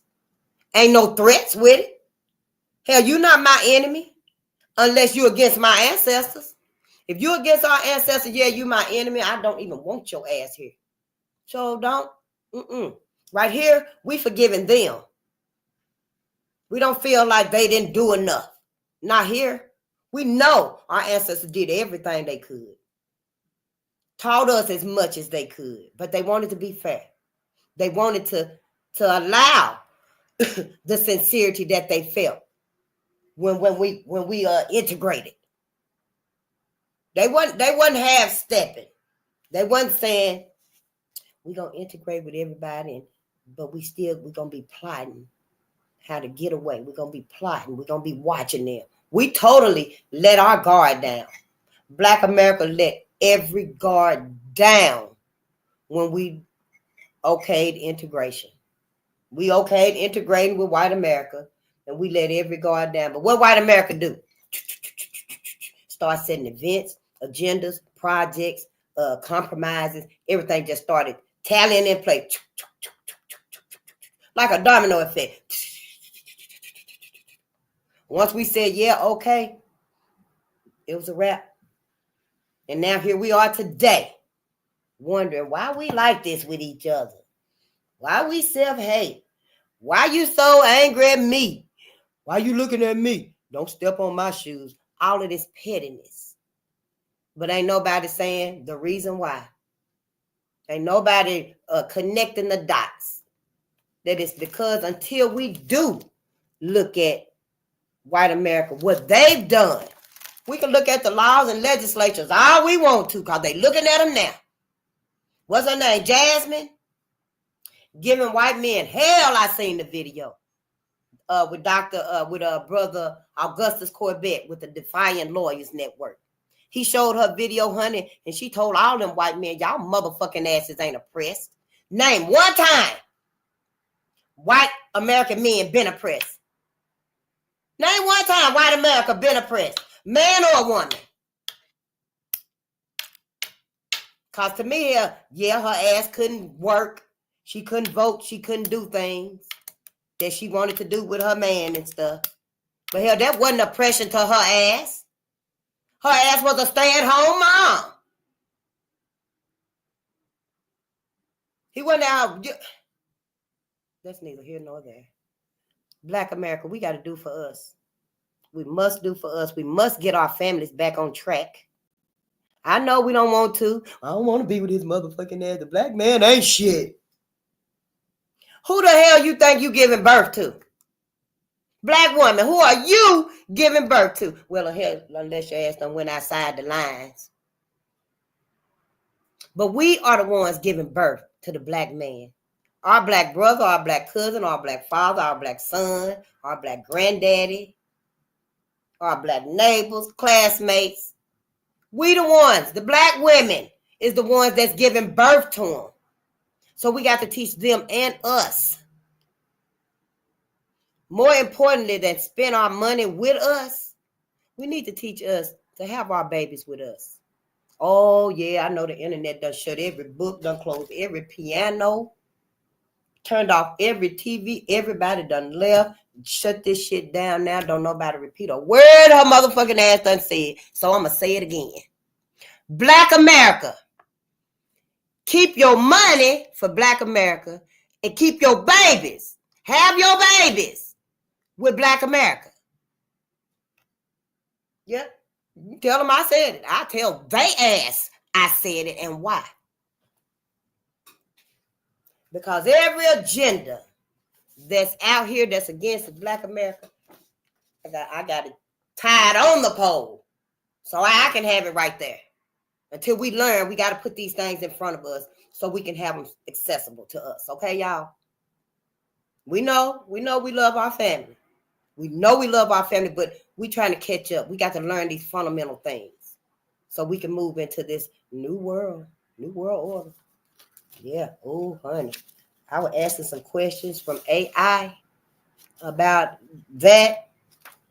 And you know, I don't ask no simple stuff. I'm just asking. Because I'm curious. And honey, y'all don't even want to know what that thing said. So don't. I'm probably going to tell you anyway at some point. At some point in time. But yeah, I know it seemed like it's a lot of fear mongering. You know, people trying to make us scared and stuff, you know. They motherfucking ass. But we ain't got nothing to be afraid of. So don't. We don't have nothing to be afraid of, honey. What you need to do, Black America, is choose whose side you on. You choose whose side you on, it's going to open up. It's going to show you. The ancestors going to show you every step you need to take. Mm-hmm. I know you're going to be like this at first, feeling your way around at first, you know, but you'll find your way. But we got to start calling on our ancestors. We got to start remembering our ancestors because ain't nobody else forgot a damn thing. They ain't forgot nothing. Now, when Kentucky said, hey, we got to stop lynching Black people, dragging them Black men through this town like we doing, Bobby. and white America finally got on code with that, that's when they decided, hey, we could tell Karen, Ken, and Brad, but we can't tell Sabrina none of this.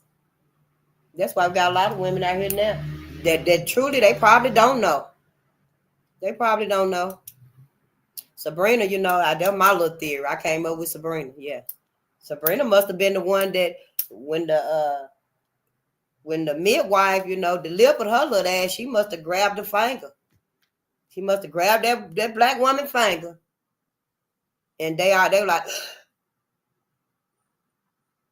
the baby ain't even been out yet, ain't even opened their eyes yet. But the baby grabbed the midwife finger, and they know, oh, it's something different about this baby right here. Because, see, they were going to name her Karina after Karen. They were going to name that little girl Karina after Karen. Oh, she's named after her Aunt Karen. Yeah, she looks just like her. She's just like Aunt Karen. But, honey, when that little baby grabbed a hold of that black woman's finger like that right there, that baby was named Sabrina. No, they probably looked over there and were like, Patty, you're going to have to name your daughter Karina. It's a game. And they always on the watch out. They always watching so they can stay one step ahead, 2 steps ahead, 3 steps ahead of Black America. That's what's happening. Hell, don't be mad at me, shit. How you think it is? How do you think it is? Because, shit, that's how it is with me. But, yeah. And I wrote it right there when I seen it. That's what the media does. Yeah. See, they think alike. Just like we think alike if we allow ourselves to think. And we know how that is. No, we don't allow ourselves to think. Not when it's about this. Not when it's about this. Some of us, I imagine some of us that's got them mulatto babies, got mixed babies and mixed families and stuff. And we feel. See, Black America feel. Oh, shit. I never in my life. It's like drinking cold ice water. I don't drink cold ice water. Ice, nothing. Give me everything room temperature. I might have a little ice in the bottom of it, if that. And that's mostly by habit.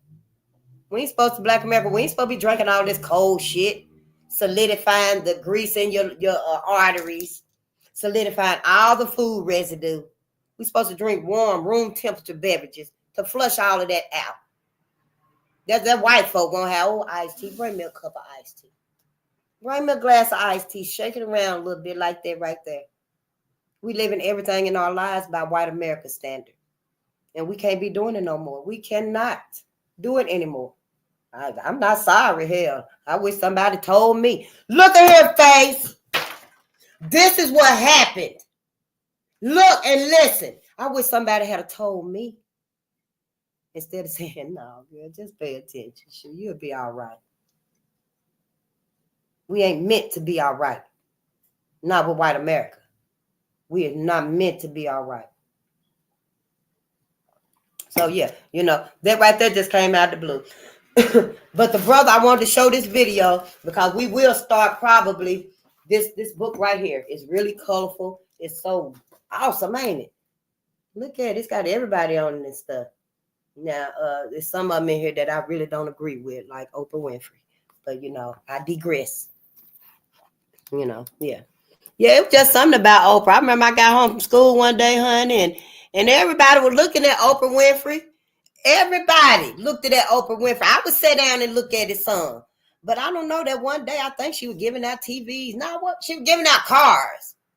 You know, I just look. I came in with all my books and stuff, learning about all these motherfucking rapists. Murderers. You know, then you bring home your books and stuff. And I sat down and looked at it and stuff, and she was giving out cars, brand new cars, honey. And baby, I must have sat there and looked at her ass, and I didn't see nobody get a car that day. And I remember saying, oh, she must do this often. And it must be another episode where we're going to see some black women and some black men get a car and stuff. I said, but I won't be here to see her motherfucking ass. Sure one. I stopped watching her ass after that. Sure did, honey. I'll see everybody running. Oh, Oprah Winfrey. Oh, shit, hell. Yeah. We ain't going to get nothing. Shit. Yeah, we ain't going to get nothing.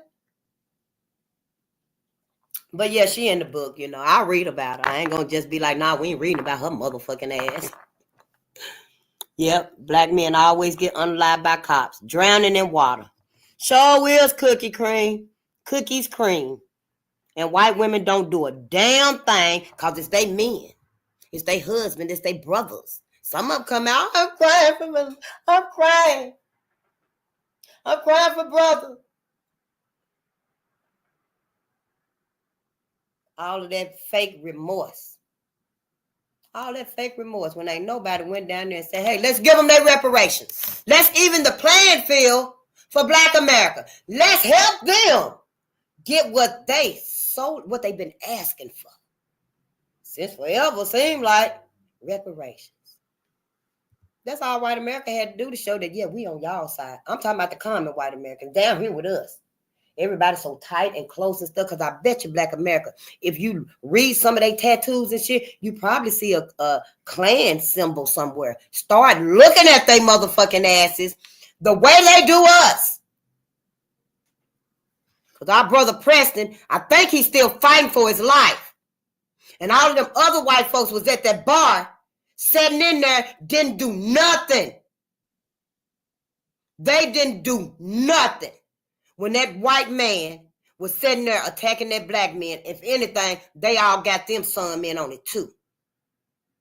And then they left, him and his white lady, his white girlfriend, his white woman. They left and went home by the time the police got there. It's happening all over.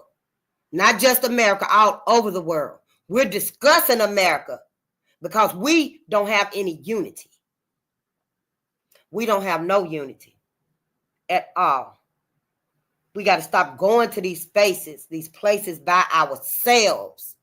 White men have literally said, there was another video if I can find it, that, yeah, we ruling again. Trump is in there and we got the rule again. But y'all motherfucking asses, white Americans always ruled. They've always ruled. They act like because they ain't able to just drag us behind their vehicle again, they don't have the rule. They still got the rule. They still control everything. They still control which way we go, how high we get up. So him saying that just means, yeah, we finally get to slaughter y'all asses again. In public. Oh, in public. Yeah, let's not get it twisted. See, that right there is really the slobbing of the crate. You know, that's when they really get the slice, like, you know, when you're cooking. Or yeah, or you know, you're getting ready, you're cooking, and everybody hungry, and everybody ready to eat, and they keep coming back and forth to the kitchen. You know, they might be looking off in the pot. You know, that's us. We looking off in the pot and stuff. We standing there looking at you while you cooking. Hell, some of them might be like, shit, let me go and set the table up. Maybe it'll, you know, maybe it'll help me to buy my time a little bit till mama get done cooking. Ain't he over there throwing down? Everybody can smell it. Out in the hallway, outside, down the street. Oh, your mama cooking chicken, ain't you? She sure is. Yeah, ain't nobody outside but me, and I'm going home now. You know, but white folks got a little different. See, white folk get the slobbing and drooling, and their eyes get the, you know, turn up in their head and stuff, you know, and they just get the clawing, you know, because to see the black body is like a feast. The black body is like a feast. I don't know, y'all. Yeah, I just got here too. Hell, I'm just learning too. But see, when you keep some semblance of connection to your ancestors, we got to keep something of them within us. We can't let the connection just be totally broken. And I think, you know, that's why, yeah, hell, I'm able to say what it is. Yeah, because, you know, we can't just keep forgiving everybody for doing these things to us. You know, hell, after us, who the fuck you think they're going to be doing it to? They own kids? No, they're going to be doing it to our kids, our children. And I sure can't, I really don't be wanting to say this, but yeah, but everybody finna know it. It's probably already out there anyway. Not like this, because, you know, words are manipulated. Goddess, since we know that the cosmos manifested the black man and the black woman. And in that, we know that there's God, goddess.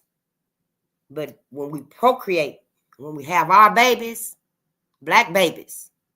Our babies are called godren. They are godren. They're not kids, which is baby goats. Children. We call them children. My grandmama and great grandmama used to say children. Chirren. Children. Yeah, children. And she used to tell us, don't call them babies children. Don't you call them children kids. Now, I remember that, but it wasn't that significant. I didn't learn it where I wouldn't do it because the rest of us, the rest of Black America and white America, everybody was calling them kids. Everybody had kids. So, it was natural for us to just say kids. But today, 2025, in the new awakening, is God, Goddess, and Godring. Yep, I'll add that to my merchandise and stuff too when I do that. I just ain't really been focusing on it a whole lot and stuff, promoting that and stuff, because the lesson we got to learn. We got to learn, the differences so that we'll be okay, because we're not okay. We are not okay. I know that's right. Fuck Donald Trump motherfucking ass. Yep, all of them. Yeah, them lions and tigers and bears and elephants. Yeah, white men always get unalive because they fighting back. Y'all see that movie on Netflix some years ago called Zoo? I just watched the first few episodes because after that it got fucked up and crazy. And I didn't watch it after the first few episodes. But the animals, the pets of the planet were fighting back. The pets of the planet were fighting back. They actually started in Africa. They was on a safari. And then the white folks had the black tourists. He was driving the truck and stuff, and they was out there. And the animals in the forest in Africa, they started fighting back.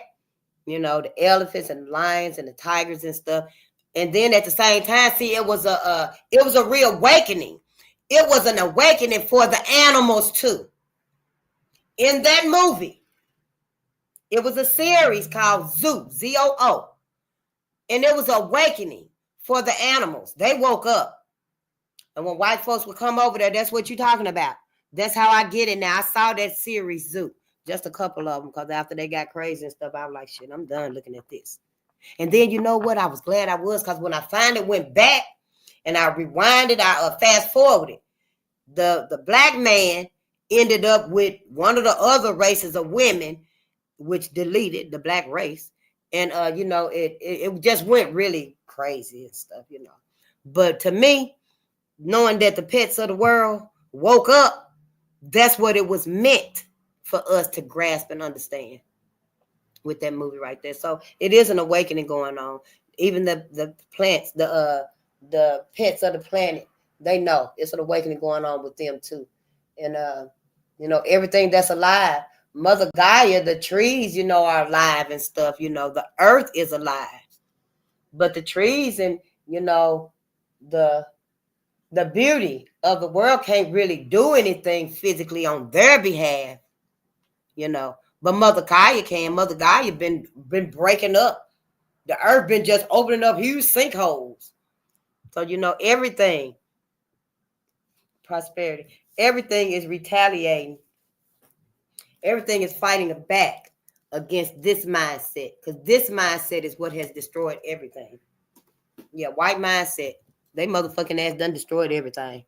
Sure have, shit. It is what it is, shit. Don't be mad at me. Somebody should have been told them. We know what y'all is and what y'all doing.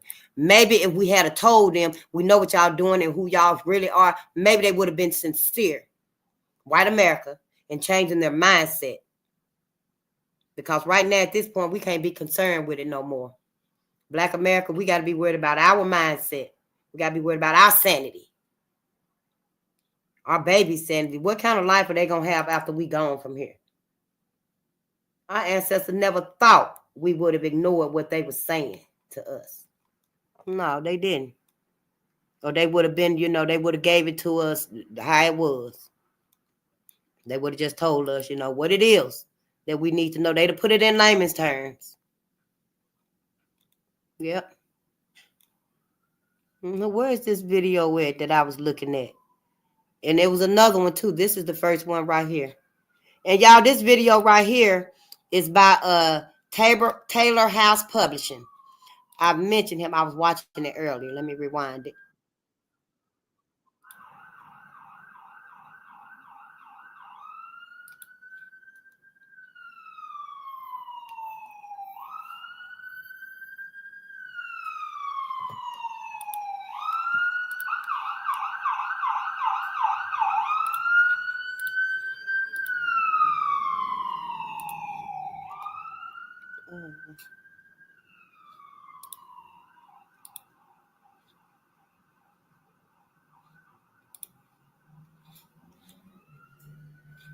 I really be trying to do this. I gotta get my other monitor up because yeah, we have to learn this right here. I'm not even technical.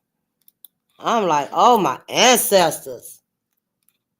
But you know, we gotta do it though. It ain't no harm in learning it.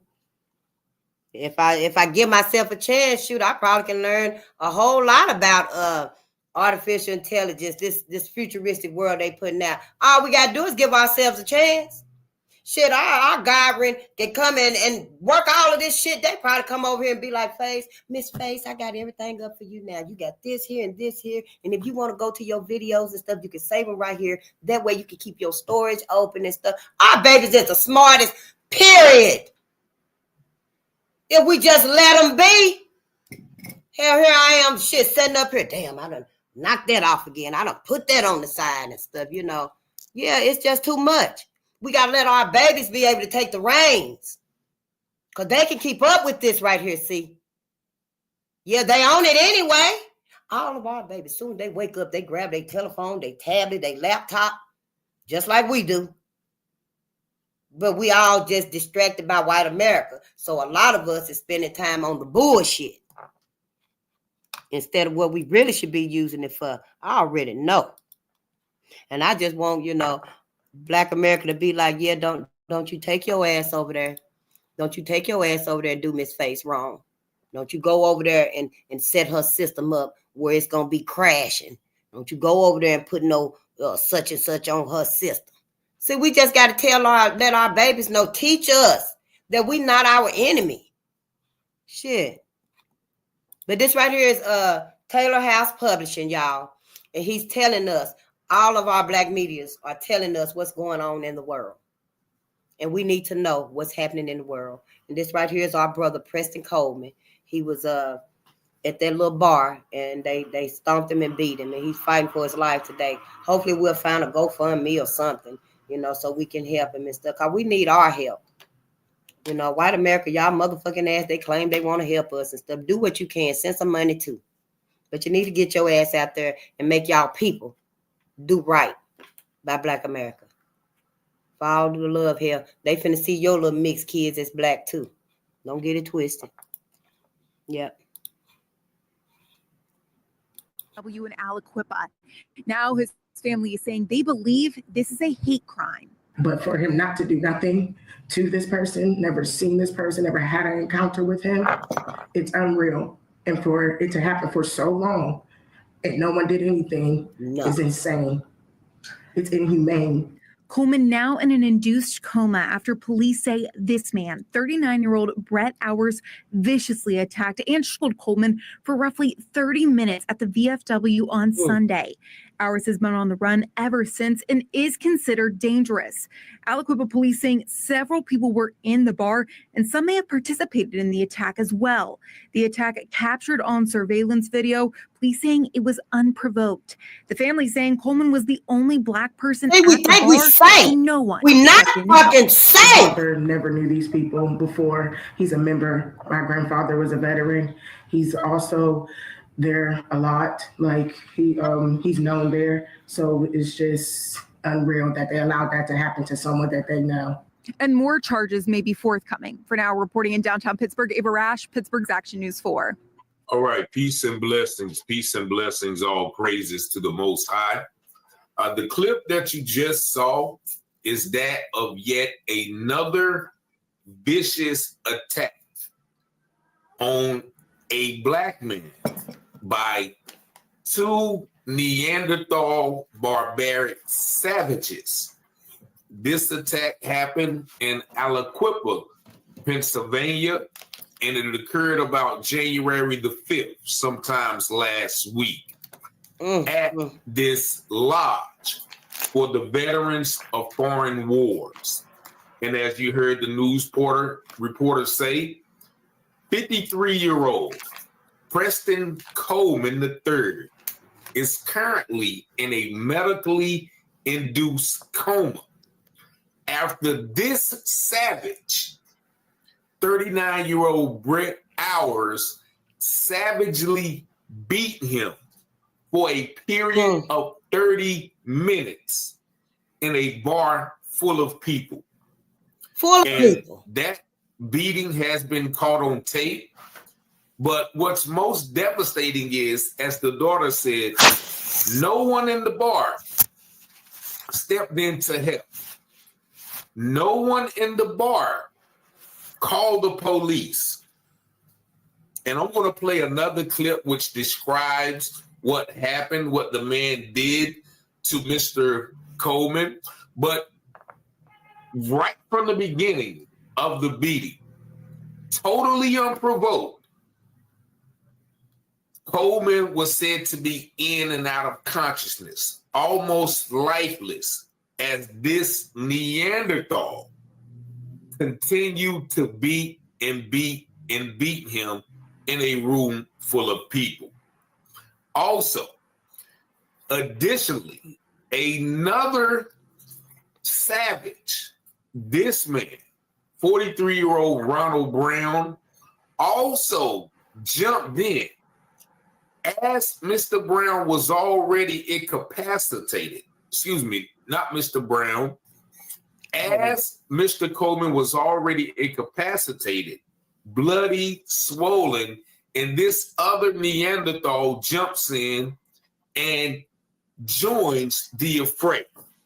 Now, they say that Mr. Brown, because of the severity of the injuries, turned himself in like the day after at 2:30.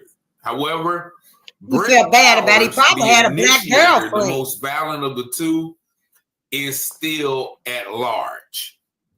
And they describe what happened, and I'm gonna read it to you from an article, but they describe that Mr. Coleman was sitting at the bar and Mr. Hours was sitting there talking to him for about 7 minutes. And then he just stands up and starts punching out of the blue this man. And probably caught off guard. Mr. Coleman, you don't look like someone who can't handle himself, but he was probably caught off guard, and he continued to be a victim of this man beating for 30 minutes. So much so, they said that Hours had to take a break, catch his breath, and then went back over there, smashing him with a bar stool and also strangling him. And as the daughter said, Mr. Coleman, was a regular at that lodge. Now, we don't know if there's supposed to be a membership to enter there, but his daughter said he was regular there. He was known there. The bar was right down the street from his house. His father was a veteran, so I guess that's what made him gain entry into the place. Mm-hmm. But as we have seen in a lot of instances, sometimes you have to be careful on the places that you hang out at due to this, what many people call the political climate. But just watch the detectives and this reporter talk about how violent the attack was. He's a violent individual. And in viewing this tape, I mean, it's very clear that he is a violent individual.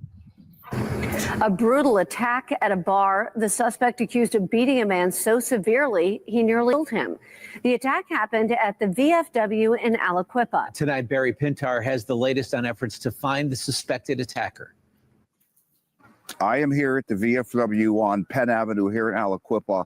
I want to start with this right here. This criminal complaint reads like the most brutal scene you've ever seen in any movie you've ever seen. So as we go through the details, just a warning, what's coming ahead is quite graphic. The victim beaten so brutally and badly, a helicopter had to land here to get him to level 1 trauma care ASAP. This is the man police are saying is the suspect, 39-year-old Brett Hours. District Attorney Nate Bible says Hours is dangerous. What if someone should happen to see this man? Sure. Do not approach him. You know, it seems like the damage that was done to the victim in this case, that this individual could snap. And we know the victim's name, Preston Coleman. There is surveillance video of the actual attack that took place inside these walls, but it is not being released. The reason why, not given, but we do know the attack was violent, bloody, and horrific. Police have seen that recording. Key timeline points from the police report say, unprovoked, Ours stands up and punches the victim in the face repeatedly. When the victim tries to escape, Ours ups the attack and begins kicking him in the head. The victim is, quote, blood-soaked and frail. Ours then grabs a bar stool and, quote, bludgeons Preston. The relentless punching and kicking goes on for a long time. Blood is splattered on the walls. Ours then begins shooting Preston.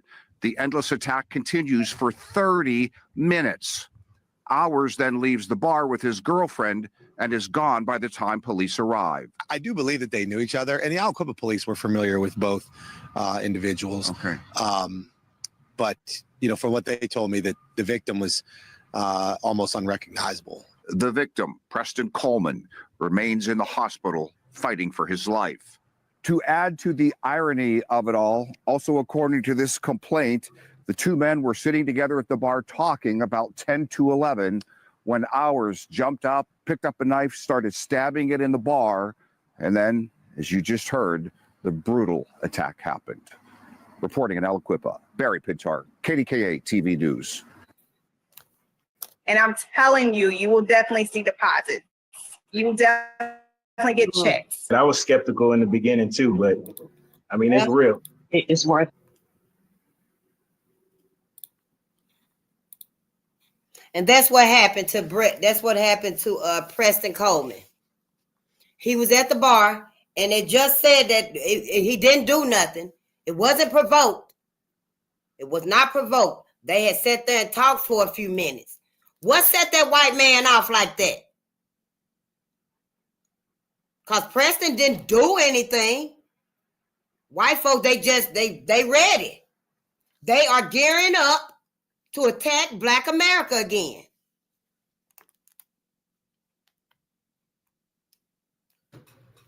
Good day, Sunkissed Beauty. Love from Memphis.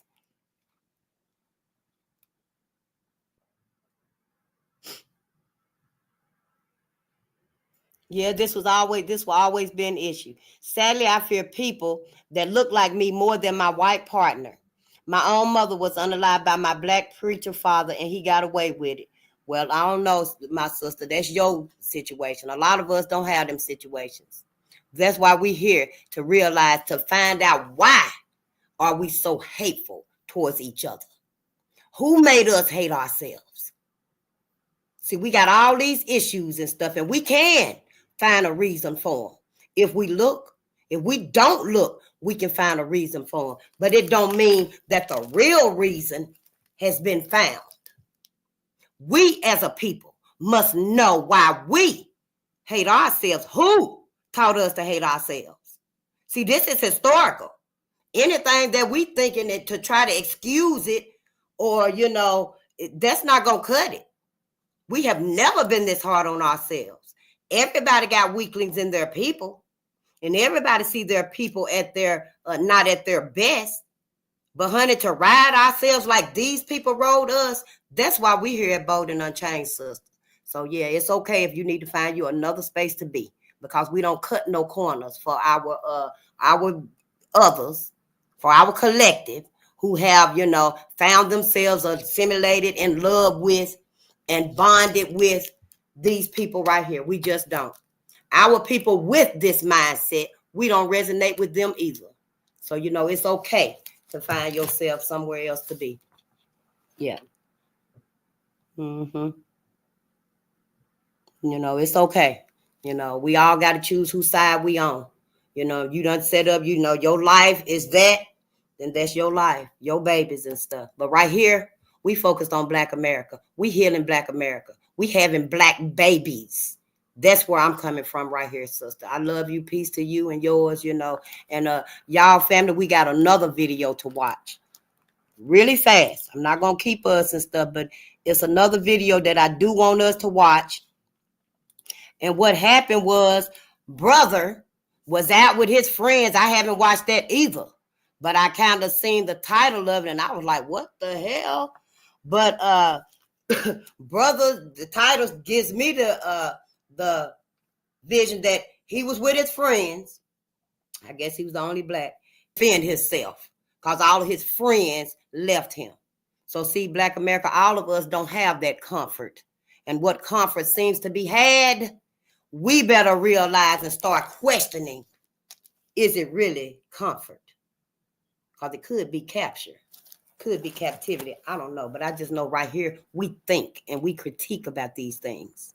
Our weakest links out here, no, we know there are our weakest links. We admit that there are weakest links. There are hotheads. Go from 0 to 1,000 like that, but on their own people. See, they do that on us. See, we don't pay attention to our open enemy anymore. But right here, we do.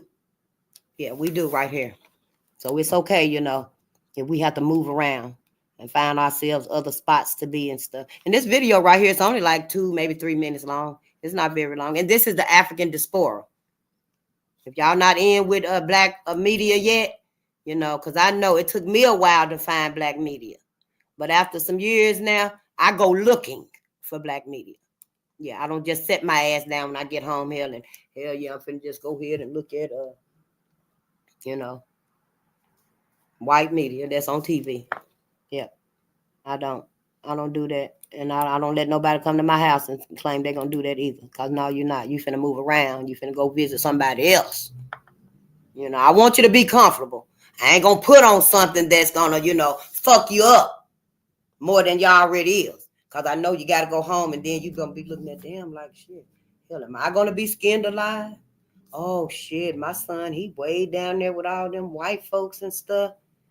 And I know my grandson is being bullied by white people, you know, because of their situation. He's mixed and he with their family now. So, you know, he the only one with their family. But all the other little kids and stuff, you know, they fucking with him. See, we get ourselves in these situations. And it makes it harder for us to decide whose side we on. It does. It makes it so much harder for us to decide whose side are we truly on. So yeah, let's just check this out right here. Oh, I got the volume off.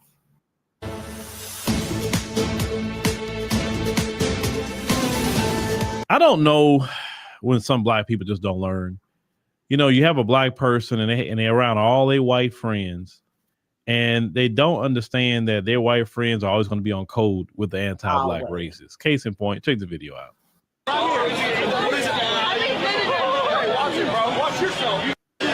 Watch out, bro. Yeah, watch out here. I'm a cop. What are you gonna do? You're a cop. You pushed me first. I didn't push you. You walked right in front of me and bumped me. You're in my face, bro. Yeah, I am. Tough guy. What are you gonna do? I'm right here. What are you gonna do? What are you gonna do? What are you gonna do? What are you gonna do? What are you gonna do? Don't do it. Exactly. Stop it. You someone's dad act like a kid, bro. Say I'm sorry, bro. I'm not saying. Tough guy. Tough guy. Alley right here. That's why keep walking. Alley right here. Keep walking. Keep walking. I'm a cop. You definitely. Yeah. Make sure we get us your badge number, you moron. Anyways. Back to put the glasses on. Now, this dude was smart. He would assess that whole situation that happened. Look at those so-called friends of his and say, "Oh, so y'all, so, bro, you wasn't gonna say nothing? Nothing. You didn't stand up for me." Nothing at all. You saw what was going on. You didn't say nothing.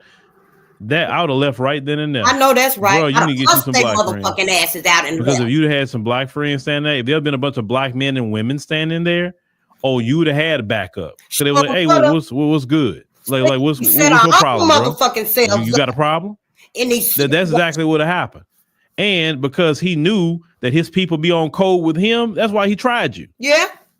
He would have tried that if it was a bunch of black men and women standing right there. He would have tried that crap. Oh, wouldn't. You got other brothers there with you. No. He tried you because he knew they wasn't going to say nothing. Yeah. I can't be around nobody that's going to sit up there and literally watch, but I understand they on code with each other. They are. I've seen that so many times over the years that they be in code with each other, on code with each other, and then the black person sitting there looking like Boo Boo the Fool. Like, just can't believe that they friends that don't say nothing.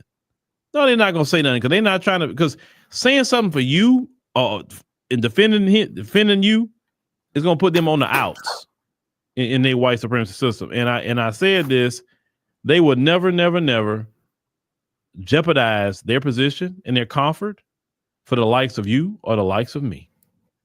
And I understand that. But it's when some of you don't understand. He good and grown. You don't understand that by now? So that's good that man did that to you. Hopefully you wake up and walk away from them people before you get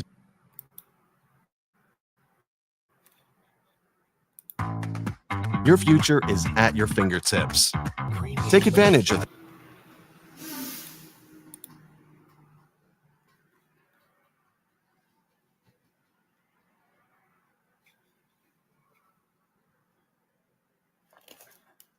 And that, Black America, that's where we at today. That's where we at today. America ain't had no real sincerity towards us. America has not had any real sincerity towards us, for us. America done set up here and let us keep ourselves up under them. Yeah, America might as well made it look good to us. Came down south, come on. We got jobs for you up north. We got a better life for you. You'll make more money. Your family will be happier. Come on. Then we get there. It's cold as fuck. We can't just go out in the yard and pick a fruit or vegetable because hell, it's barren land. We ain't making much money like they said. Everybody living in shacks together. We get there, white folks mad because that was their job. So see, it's like everybody's doing that whole setup. Here, put this on. Put that on. Here, put these on. I think you can fit this right here. And everything they're giving us, we taking it, putting it on. Let me make it fit. You know what I mean? Put that on and stuff till we ain't even ourselves anymore. We can't even look and make sure that ourselves, our collective selves, our individual selves is in the right space. Yeah, we make it seem like this is love. We've been in love since junior high school. That's fine and dandy for you. But please keep your eyes open. Keep your eyes on the prize because everybody else is. It wasn't but one Harriet Tubman. One but one Robert Purvis, Robert Steele, one but one of each one of them. And they all came and assisted, our people to freedom. However, you must know today, 2025, ain't nobody coming back to get your ass when the shit hit the fan. When you find yourself and all them babies in that plantation house, that big ass house with that big ass field back there, and you didn't know hell this house had tunnels in it. Yeah, you done lived there for 22 years. You had no idea that all of this mindset was under the illusion of your life. Black America. I ain't speaking to no one person. I wish everybody be safe out there. But we got to know where the hell we at and who we with. We must know. All of us then get out here and find somebody with John Brown's mindset. Sister might got John Brown's mindset. How many others of us? We with the motherfucker that just beat Preston Coleman. That's who we tied up with. That's who we done got our asses done had babies with, living with them, sleeping with them, got businesses with them, done built up whole empires with them. Because they done misled us by not being sincere. And from where I stand, it don't mean walk among 10,000 motherfucking snakes. When there's 100,000 of them that's just waiting to get in. Who said the analogy of 1,000 snakes? Was it Malcolm X? We're talking about the 1,000 garden snakes. We done talked about that before. But you know, them 1,000 garden snakes might not can kill you. It might just nibble a little bit when it bite your ass. But them pythons and them rattlesnakes and them boa constrictors, when they ass come through, see, all you got to do is let a few garden snakes in, and you can let them through the door if you want to. But them boa constrictors, them pythons, them rattlesnakes and shit, them motherfuckers is finna come through the chimney, under the floorboard, through the window, cracks in the wall. So see, Black America, we got to be, you know, aware. We got to know what's going on with us. Because it's truly not what it seems. I know, I thought it was too. Yeah, I thought it was too. But you know, we got some serious decisions to make. You know, I don't know how we gonna do it, but I know we got to do it. You know, shit. And you know, and as for us, that's done really married. I mean, like sister. You know, y'all really married and love each other, and you're gonna be together forever. Then, like Sabrina and Jonas Hartfield. Jonas Hartfield was the great, and that's my story. He was the great-grandson of John Hartfield, who was lynched by white people. Oh, they lynched him so bad. One of the worst. And there's many of them that I done sit here with. Hell, I want to cuss everybody out. Even folks that don't even understand what I'm saying.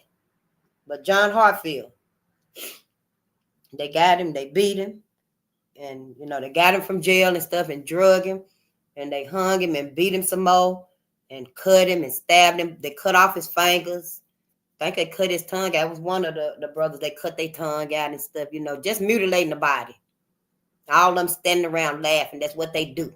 That was their recreational activities. And then they threw his body on a fire. They built up a fire. He knew. When he saw them building that fire up, he knew they were going to put him on that fire. John Hartfield.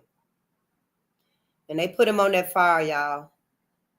And I don't think he was dead at that point. He was near dead. They tortured him, but they ain't killed him yet. I think he probably was still alive. He probably died right before they threw him on the fire, or maybe even on the fire, because they wasn't done. White folks was not done. When they put him on the fire, they lowered his body for 2 hours, y'all. So I'm like, well, how did they lower the body?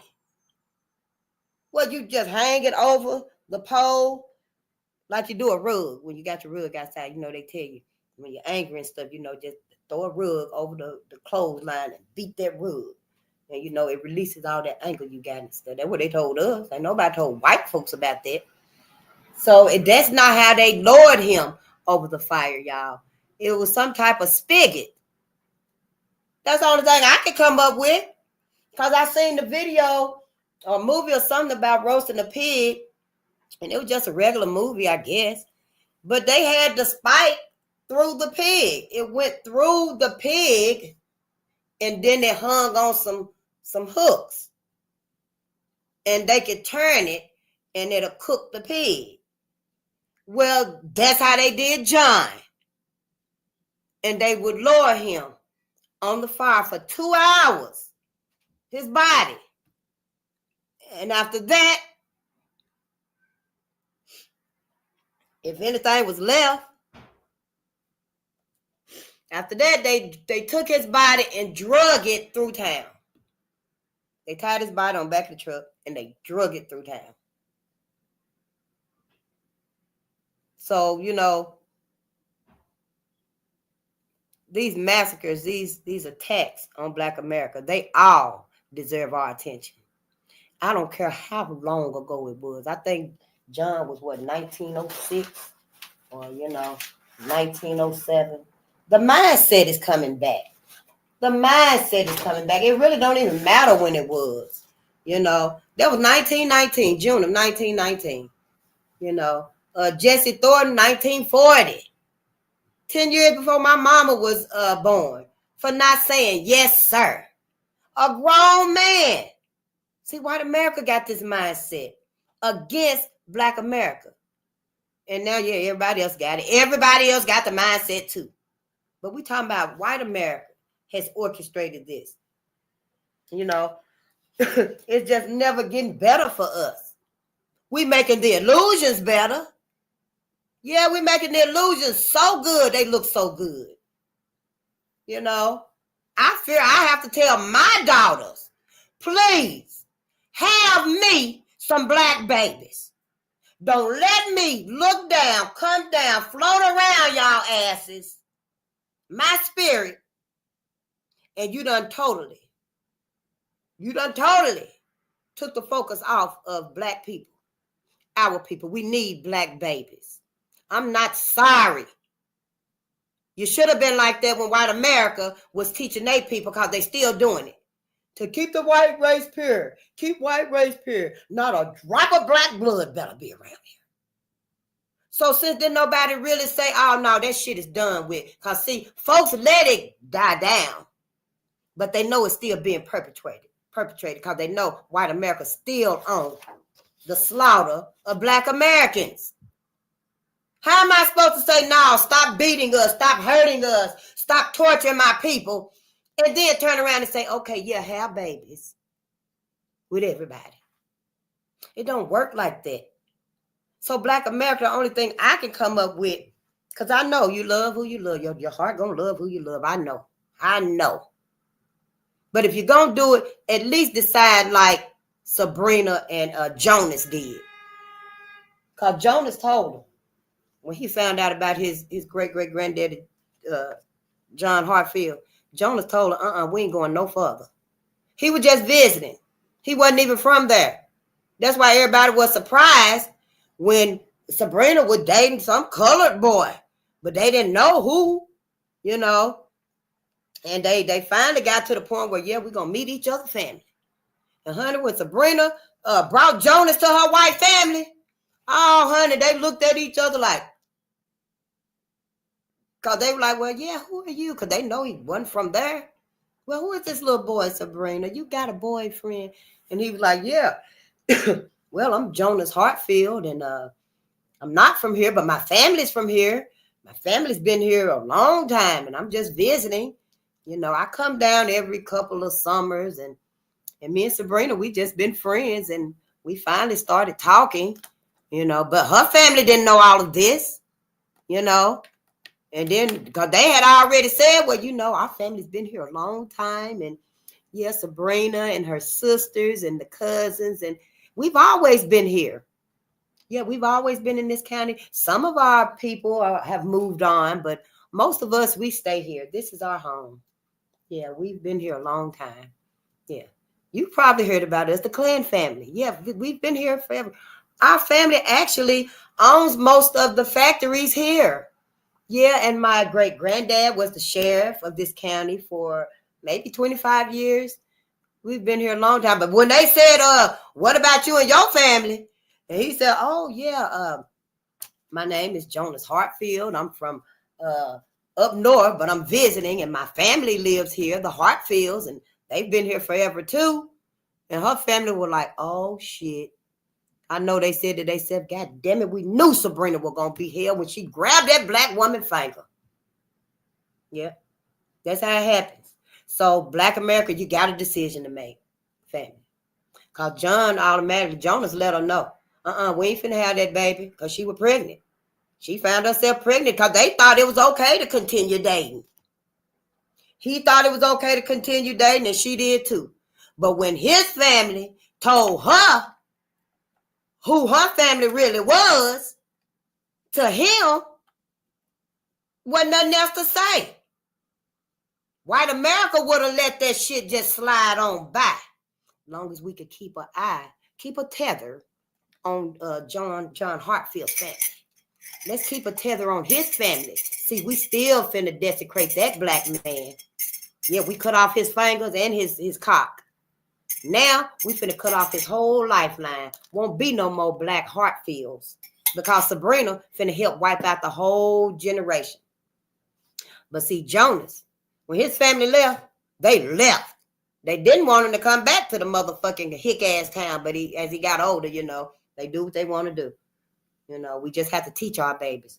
But when Jonas found out, he was like, Sabrina, for all the love, girl, we can't do this. You're going to have to abort that baby. We're not bringing that baby in the world. And, you know, they really didn't want to abort their baby. They did love each other. And I guess somewhere along the way, Jonas was like, hell, well, shit, if we going to stay together, we going to teach our babies. Don't you motherfucking be with white people. Don't you procreate with white people. Don't you get out here having sex with white people. Don't you get comfortable where you bringing white people into the family. Don't you bring their ass to the family cookout. And so that's when you have it, you know, later on in life and stuff. People like, oh, who is this white woman on your wall? Y'all know we don't even fuck with their ass. So see, you know, that was Sabrina. And that's the only reason why they kept her white ass up on the wall. Because she decided, yeah, we're going to get rid of their evil ass. Their savage, ravenous asses. You know. And so they just kept the family black. They just kept the family black. Sabrina was the only one. Because them babies, when they got grown and had babies, they had babies by black people. Yeah, so the black lineage, it moved on, it progressed. It progressed. And so what's happening now is white America using that for themselves. They decreasing the blackness and they increasing the whiteness because they telling their kids, well, when you grow up and stuff, you just make sure you go and find you a white man and, you know, and y'all have babies, have a lot of babies. You know, look, the white man built all of this up. Don't you want your babies by white men? The white men built all of this. Look at the wealth. Look at the wealth. You could get in a car and you could be where you're going. Karen, you could be where you're going in like 2 minutes.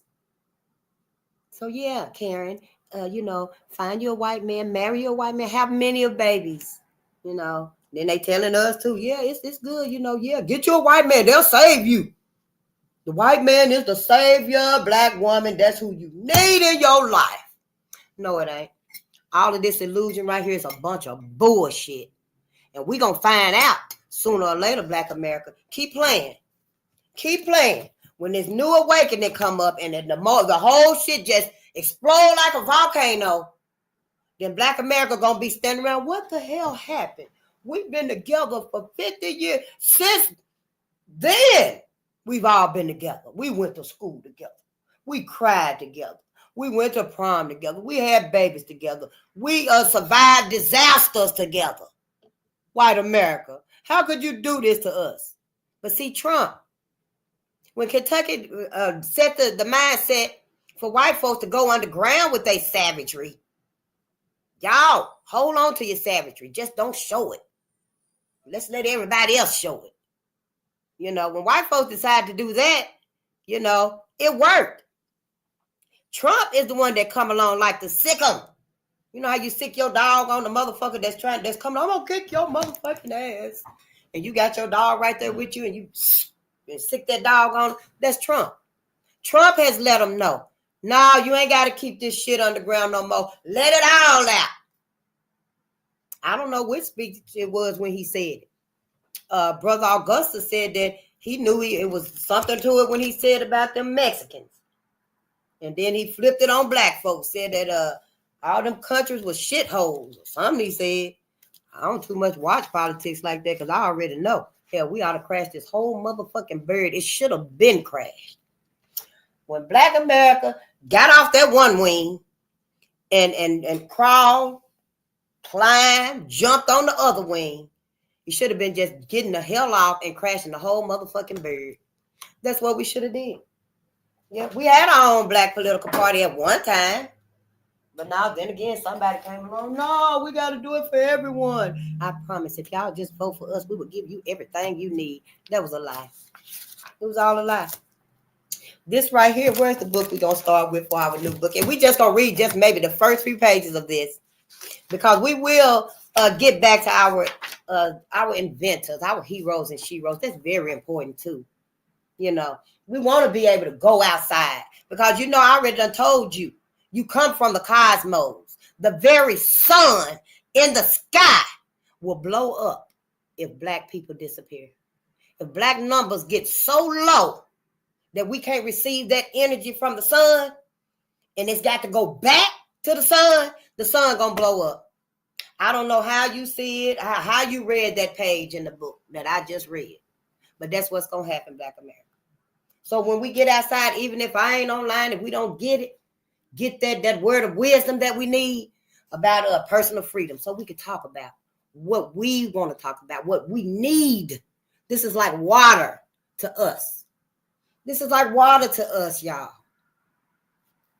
You know, if we don't get it, we're going to die of thirst, dehydration. If we don't get it, we're going to die of dehydration. So when you outside and stuff, just look in the sky. If you ain't got nothing else to hold on to, if you ain't got no tether nowhere, no kind word, no smile, you ain't got no hope nowhere, and you look at that sky and you know that's where you come from. That big expanse blueness, so beautiful. The cosmos up there, it manifested you. You see the sun is out. If it ain't out here, it's out somewhere on the planet. But you know that this sun is out there for you, Black America. That sun not out there for everybody else. Hell, white America can't even go in the sun. So you know the sun ain't up there for their asses. Stop playing with Black America. The shit don't make no sense at this day and time. Allegedly 2025. Which is really irrelevant because we are timeless. See? We're timeless. You probably can't see it on this show, but we're timeless. We are timeless. We was here from the very first. Wasn't nothing here when we came here but the multiverse. And I don't know if the multiverse hiccuped, sneezed, or what, but it manifested the Black woman and the Black man. Yep, as simple as it is, ain't it? And we got to go through all of this back and forth and beating around the bush. And, you know, don't look over there at that right there. Yeah, give me that book. Give me that book. Give me that book. Let me get you Amelia Bedelia. Here, read Charlie Brown. See, it's a whole game to them, how they do us and stuff. It's a whole game how they do us. But no, I don't take kindly to nobody insulting my intelligence. I just don't. Because at some motherfucking point, I'm going to start looking at your ass like, damn, hell, for all the love, you treat me like a motherfucking fool. And that's what we got to do, Black America. For all the love that white America say they got for us. And for all the love we say we got for white America. We got to start looking at this logically. Because hell, it's making us look like a fool. Other people in the world, way over there and stuff, they saying they wonder why the fuck is Black America still up under white America? Don't Black people know white folks is the reason why they're fucked up crazy in the head? Oh, we all can have this mentality because Black folks don't care. We all can have the mindset of white America because Black people will not get rid of white America. Black America will not leave white America alone. So yeah, let's all be like the white man. See, it's a game to everybody. And I'm just saying, you know, hell, don't motherfucking be playing with me no more. Don't be lying to me no more. Don't be making me think my people are my enemy because they're not. My people hate ourselves.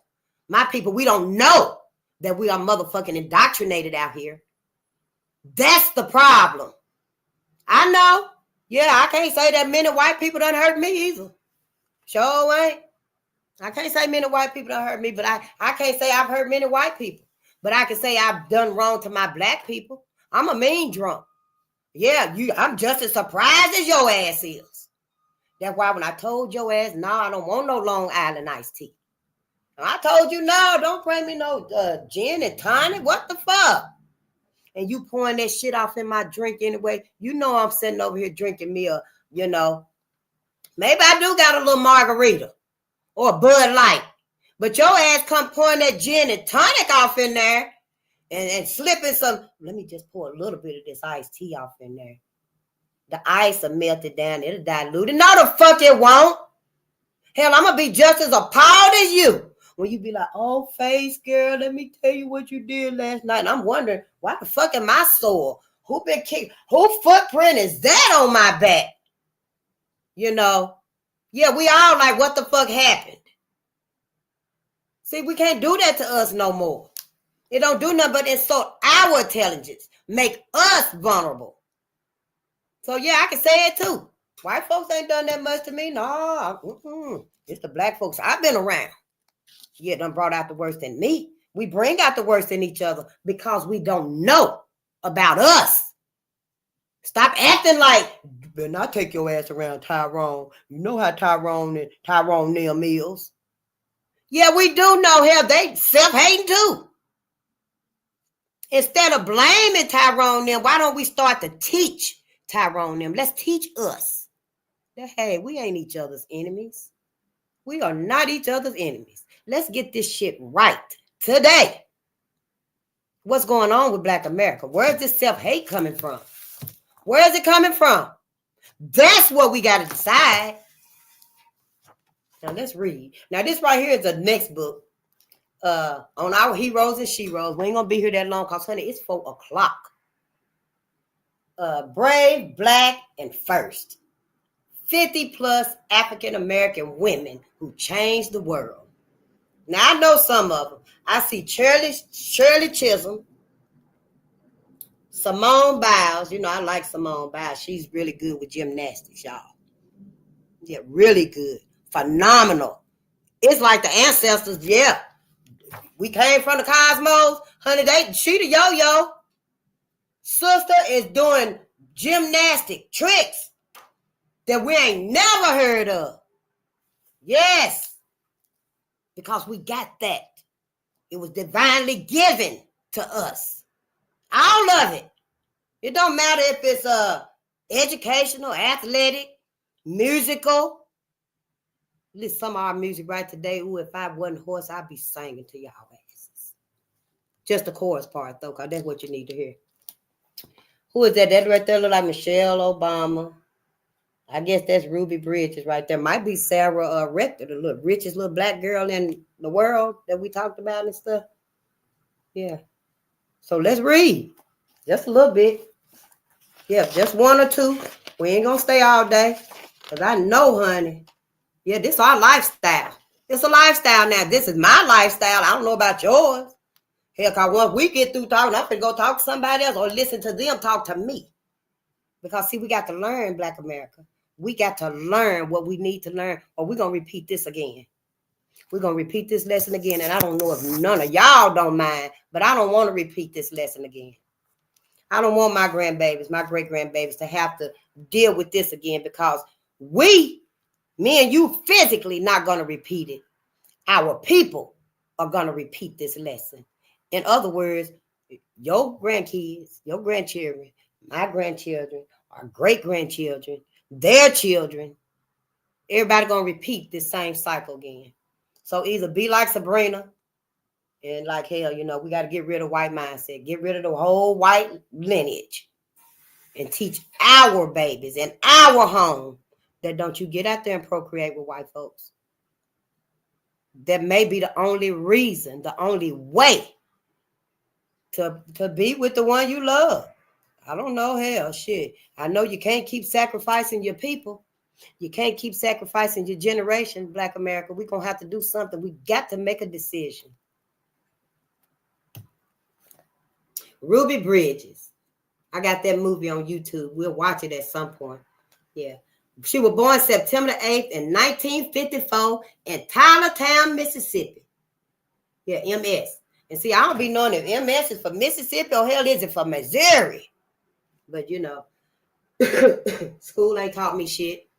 It's just by the mercy of the ancestors that I like to read. And I like to learn about them. To see where I went wrong. What the hell happened to Black America?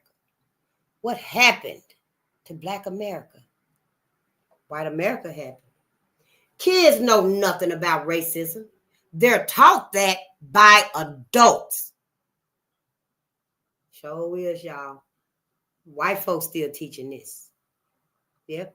They kids is telling us every day. White kids, not to mention, not talking about the self-hating black kids, because we self-hate on each other. But white kids is out here letting us know every day. When they taunt our black kids in school, our black children in school, they call them niggers and monkeys, and they coming out the bathroom with black paint on and stuff, you know, and coming to the dances and the holiday activities and stuff like Thanksgiving and Halloween. They letting us know that's what they're being taught. You say school ain't teaching it. Who else is teaching it? Who else is teaching white kids to be racist out here? And this is a picture of Ruby Bridges. See how we dressed our babies then? Look at that. Ain't she classy? I ain't saying nothing wrong with being casual because I've been casual my whole life. You know, been casual my whole life, but she is so classy. See, we classy. We even broke from the way we dress. Yeah, we don't dress like we used to dress. Classy, just got style and class. Look at you. You look like you're going to a ball. No, I'm just going to the grocery store and get some groceries so I can come home and cook these greens for this man of mine. Black, strong, handsome black man. Yeah, honey, have your black babies. Black America. Please do. When Ruby Bridges walked up the steps of William France Elementary School on her first day of school, she had to pass through a mob of protesting, screaming adults, white folks. Honey, it was November the 14th, 1960. And these hateful whites didn't want a 6-year-old black child. 6 years old. They didn't want that black child attending school with their children. To protect her, 4 United States Marshals escorted Ruby to class. Legendary artist Norman Rockwell, commemorated Ruby's experience in his famous painting, The Problem We All Live With. I want to pull that up on Google and see. Is it going to be white folks, the problem? We'll see. That image, however, did not capture the full scale of the trauma Ruby experienced. Wow. It must have been better than we thought. Because that's the only movie I've gotten that I purchased on YouTube. And I purchased it, y'all, because them white folks were screaming at this little black girl that, well, we're going to kill you. I'm going to poison you. We're going to hang you, little girl. They were just telling her all kind of stuff. And it was 4 guards. The movie made it look like it was about 8, or maybe a couple of more, But this right here saying there were 4 guards. It don't matter how many it was.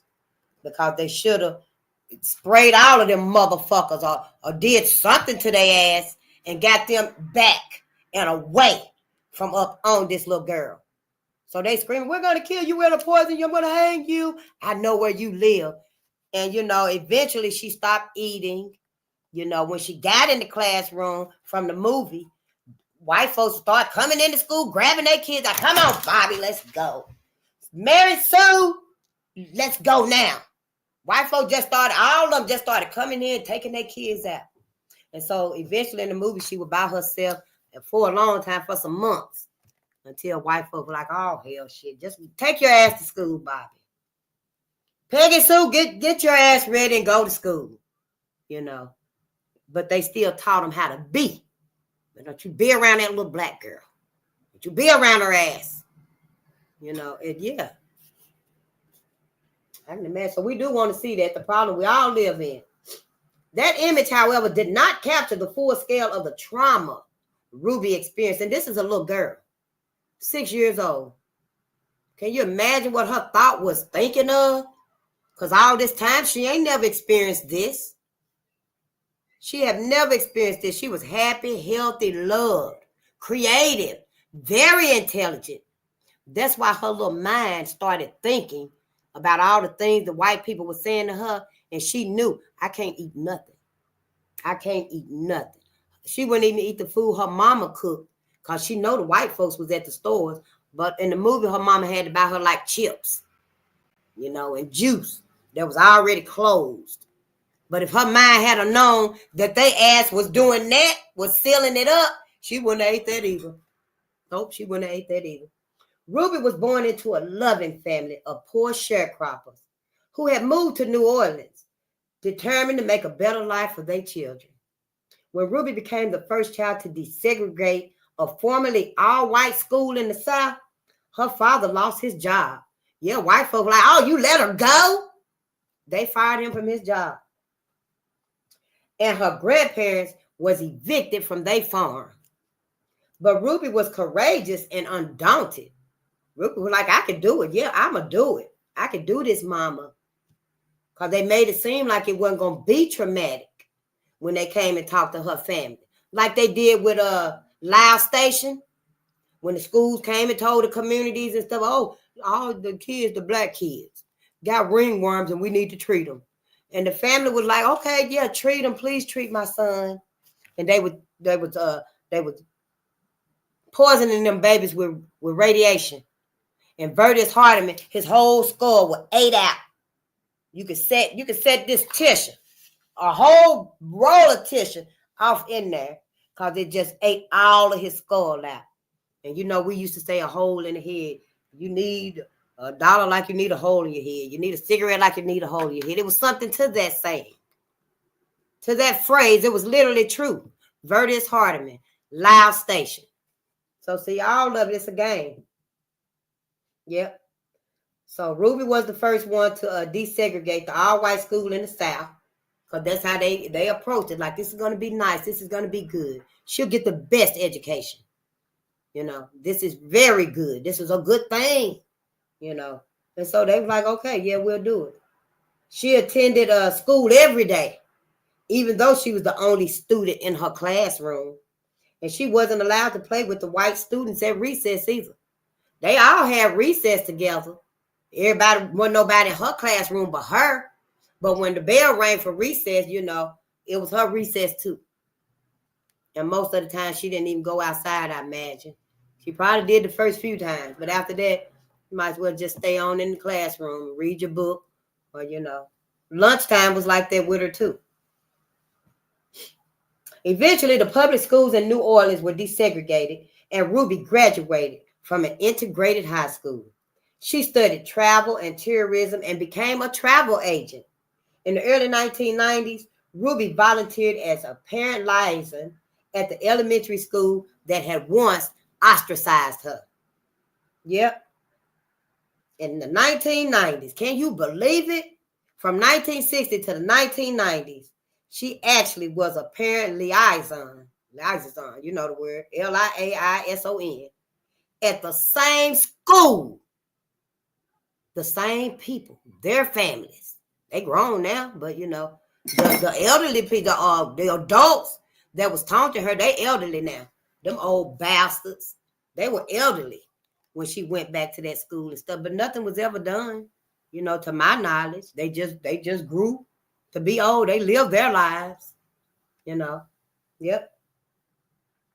Now, Ruby, she's now Ruby Bridges Hall, and the mother of 4 adult sons, still lives in New Orleans, where she chairs the Ruby Bridges Foundation, and it was formed in 1999 to promote the values of tolerance, respect, and appreciation for all differences. In 2001, President Bill Clinton awarded her the Presidential Citizens Medal. Her inspiring life was documented in the children's book, The Story of Ruby Bridges, and in the Disney TV movie of the same name. Ruby told her own story in the children's book, Through My Eyes. We should get that book too. In her adult life, Ruby continues to demonstrate the courage and commitment that helped her integrate the public schools of New Orleans. Wow, and that was Ruby Bridges. No hardness, no bitterness in her heart. We don't have no bitterness in our heart. We don't. We are peaceful, harmonious people. We've been treated so bad. We've been taught to treat us so bad.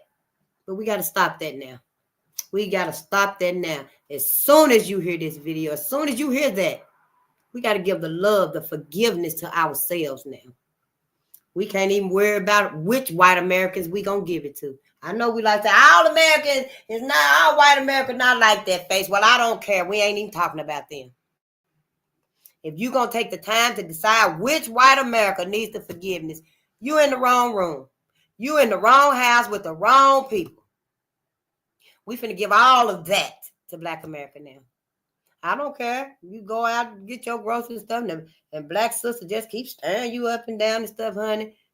You love her. You love her. Just, you love her and keep it moving. You ain't even got to say a word. Just tell your ancestors, I love sister, and help her to love us too. Help her love herself.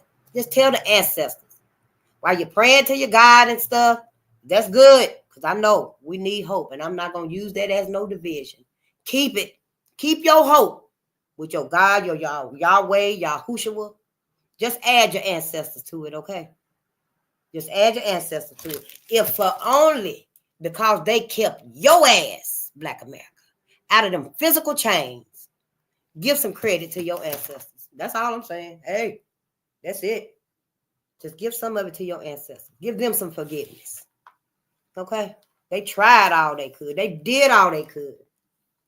Next, we're going to read about Marian Anderson. And we read about her in one of the earlier readings when we first started reading about our inventor. We got so many scientists. We got a science book right here, too. Yep. I got a little interest in whoever going to be teaching science. Oh, yeah. I do now. None of it made sense. See, when you're learning about white America. When Black America is learning to glorify white America, ain't nothing interested. Ain't nothing interested. Oh, yeah, we can get that bag. Yeah, I'm going to learn this shit. If I got to study it 23 hours a day, I'm going to learn this so I can make $120,000 a year. We will push ourselves to learn it. But that bag ain't the wealth. Getting that bag and that wealth, them riches, the fame, that's not the wealth that Black America needs. Honey, we come directly from the cosmos. It ain't no wealth on this planet that's more priceless than the wealth the cosmos gave us. You can't say, store up all the wealth. Pile up the pennies, dimes, nickels, pennies, dollars, 5, 10, 20s, 100s, 500, $1,000 bills. Pile it all up. It ain't even going to be worthy than one star in the sky. It ain't, y'all. White America just done lied to us. Them motherfuckers lied to us so much. We can't even stand to see each other, some of us. Sure can't.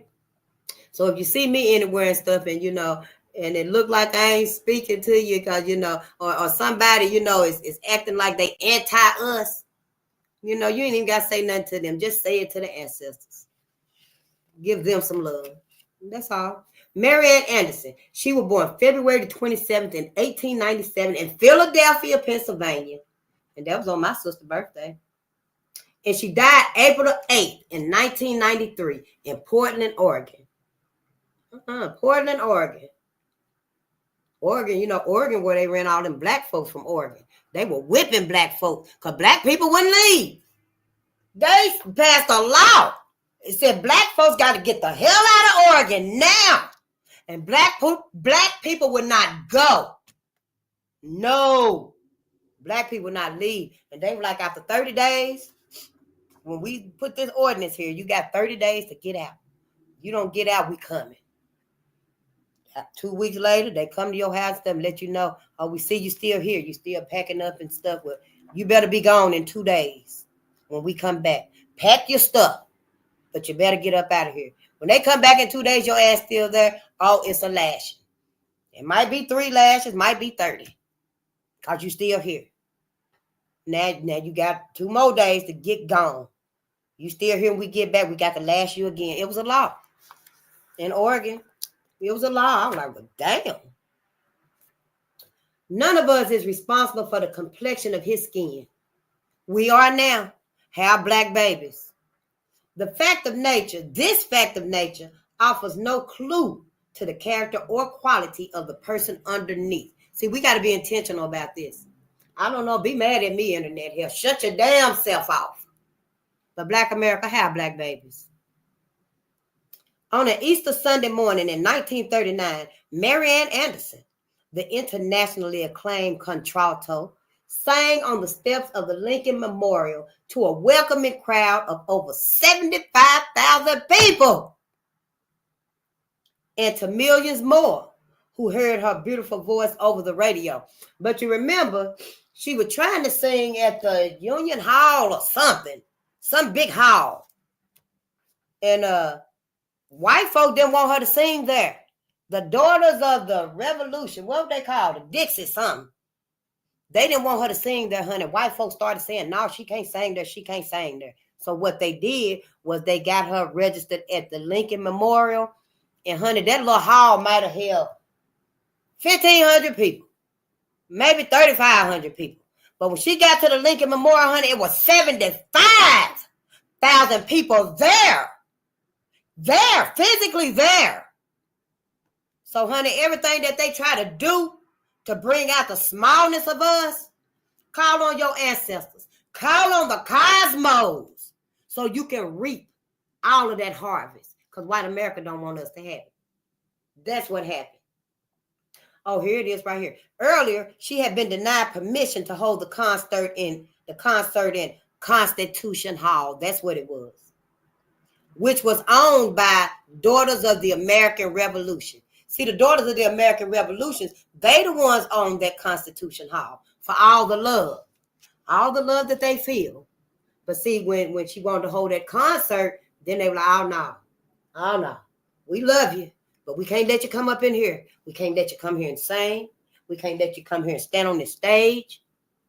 See, it's a different story when you're looking out for the benefit of what you do, of what you got, and you want to share it. No, we can't let you do that. So, yes, that's how it happened. Outraged by this racist affront, First Lady Eleanor Roosevelt, because, see, everybody loved Mary Ann. Everybody do love Black America. Some people are not sincere in their love for Black America. Some people, they condone what happens. They'll let that little railroad car roll right over your feet and cut off all 10 of your toes. And then they say, oh, I made you these shoes here that should help you walk better. Black America, it's a game. It is a game. Let's read. First Lady Eleanor Roosevelt resigned her membership in the organization and, along with others, made arrangements for Mary Ann to sing at the Lincoln Memorial. Mary Ann was already famous. She was already famous. They ass were probably jealous of her. You know what it was. Yeah, they were shit. She was already famous, but this highly publicized performance gave her even greater prominence on the national and international stage. See, they didn't do nothing. They didn't shut nothing down. They never do shut nothing down as long as we keep the focus. It also focused more public attention on institutionalized racism right here in the United States. Mary Ann had always loved to sing. From age 6, she sang in the Union Baptist Church Choir in Philadelphia. Although her family and teachers recognized and encouraged her tremendous talent, Mary Ann's parents could not afford to give her music lessons. Her father did buy a piano, however. Yep. He did buy her a piano. He bought a piano, and Mary Ann taught herself. She taught herself, see, how to play it. Yep. All we got to do is give our babies the tools. Give them the tools. Let's open their minds. Because I'm telling y'all, this new world that's coming out, our youth, our babies are the ones that are going to have to invent and create the tools, the resources that we're going to need to even survive in it. Yep. The way our ancestors created the tools and the inventions during slavery and after slavery to make life easier for us, same thing. The same thing. Yep. So she taught herself to play. When she was 12 years old, members of her church raised money to pay for private voice lessons. And they paid for it with Giuseppe Bogetti. Giuseppe Bogetti. Giuseppe a famous teacher. After only 2 years of study, Mary Ann was performing all over the city. Just 2 years. She taught herself to play, but this famous teacher taught her how to polish it up. And after 2 years, she was performing all over the city. She was entering national music competitions.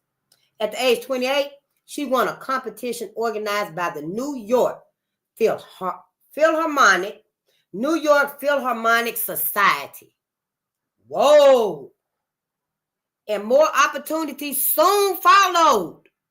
Yes, Mary Ann had a stellar international career, and she thrilled audiences when performing the works of classical Western composers and African American spirituals, you know, because she started in the church.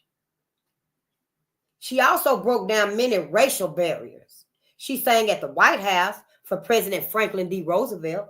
And in 1955, she became the first African American to perform at the New York Metropolitan Opera as Ulrika in Verdi's Un ballo in Maschera. Let me read that again in case y'all know what it is. As Ulrika, Ulrica, in Verdi's Un ballo in Maschera. Verdi, Unballo. Yeah. Verdi's Un ballo in Maschera. Maschera. Marianne sang at the inaugurations of President Dwight D. Eisenhower and John F. Kennedy. And she served as a delegate to the United Nations.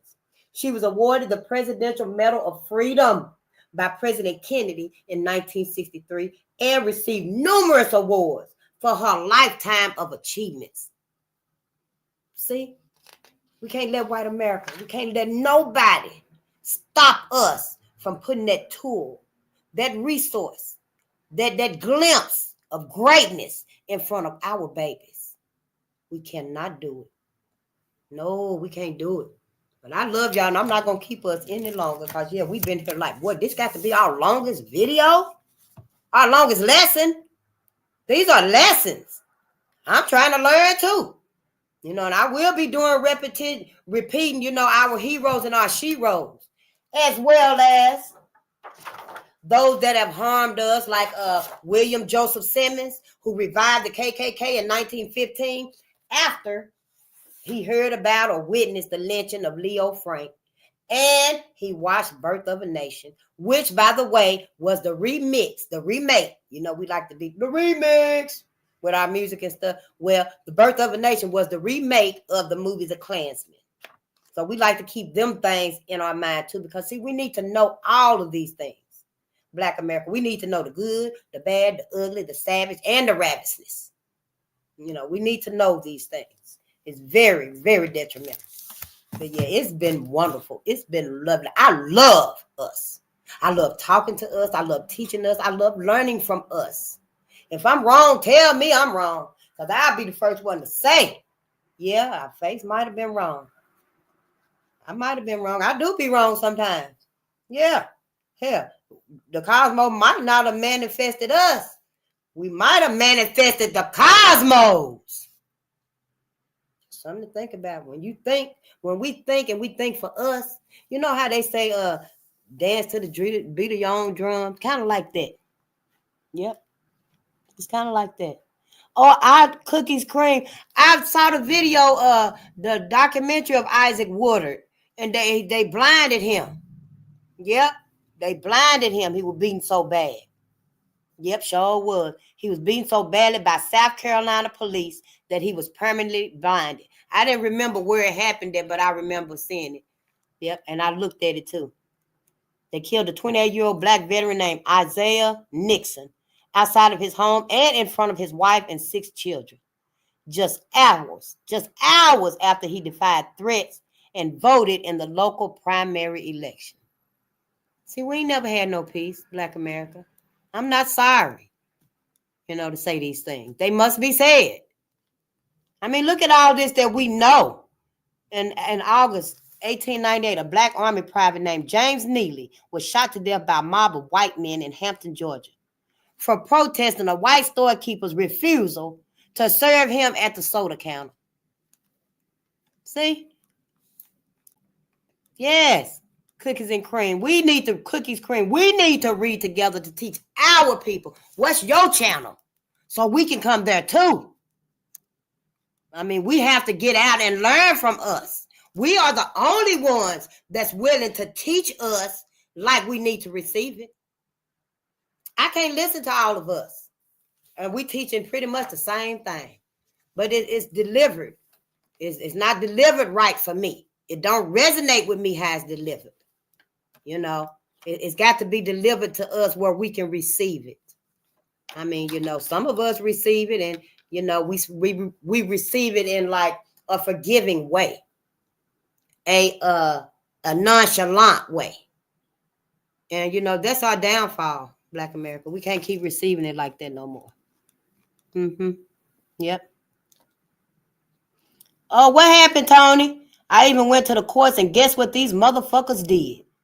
Oh, let me back up because I want to know. I was in a situation like this. Got police called on me like I was the aggressor.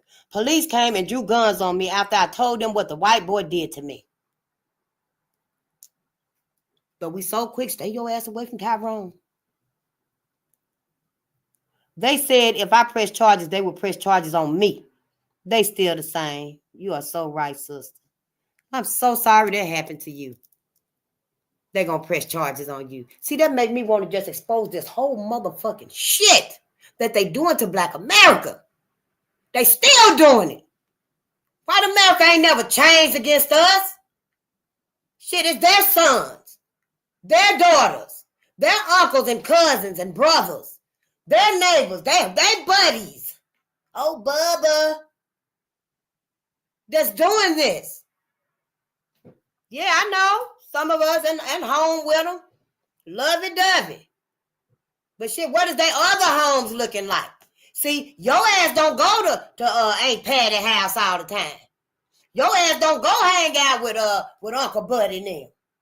No, I don't want to hang out with them old white men. I'll be at home, baby. Have a good time, and we'll see you later. And then you grab the little babies, the little kids, and go on in the house and stuff. Well, his ass finna go over here with Uncle Buddy and them and Bubba, and they finna reminisce some shit. Now, see, I don't know how his heart feel about it when he hear it, because his first thought ought to be, well, damn, Uncle Buddy, hell, I got a black wife. My children look like their mother. But see, it's like, you know, white folks seem to think, oh, they won't do that to mine. They won't do that to my wife. You know, my cousins will never do that to my black wife. Why the fuck they won't? Hell, they'll do it to you.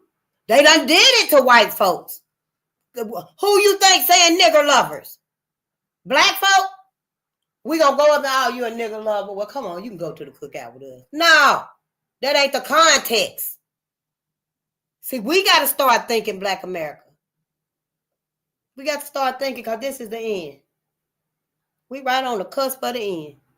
You know, and I don't know, if y'all want to, you know, racially reconcile with white America and stuff, then you're going to have to do it by yourself.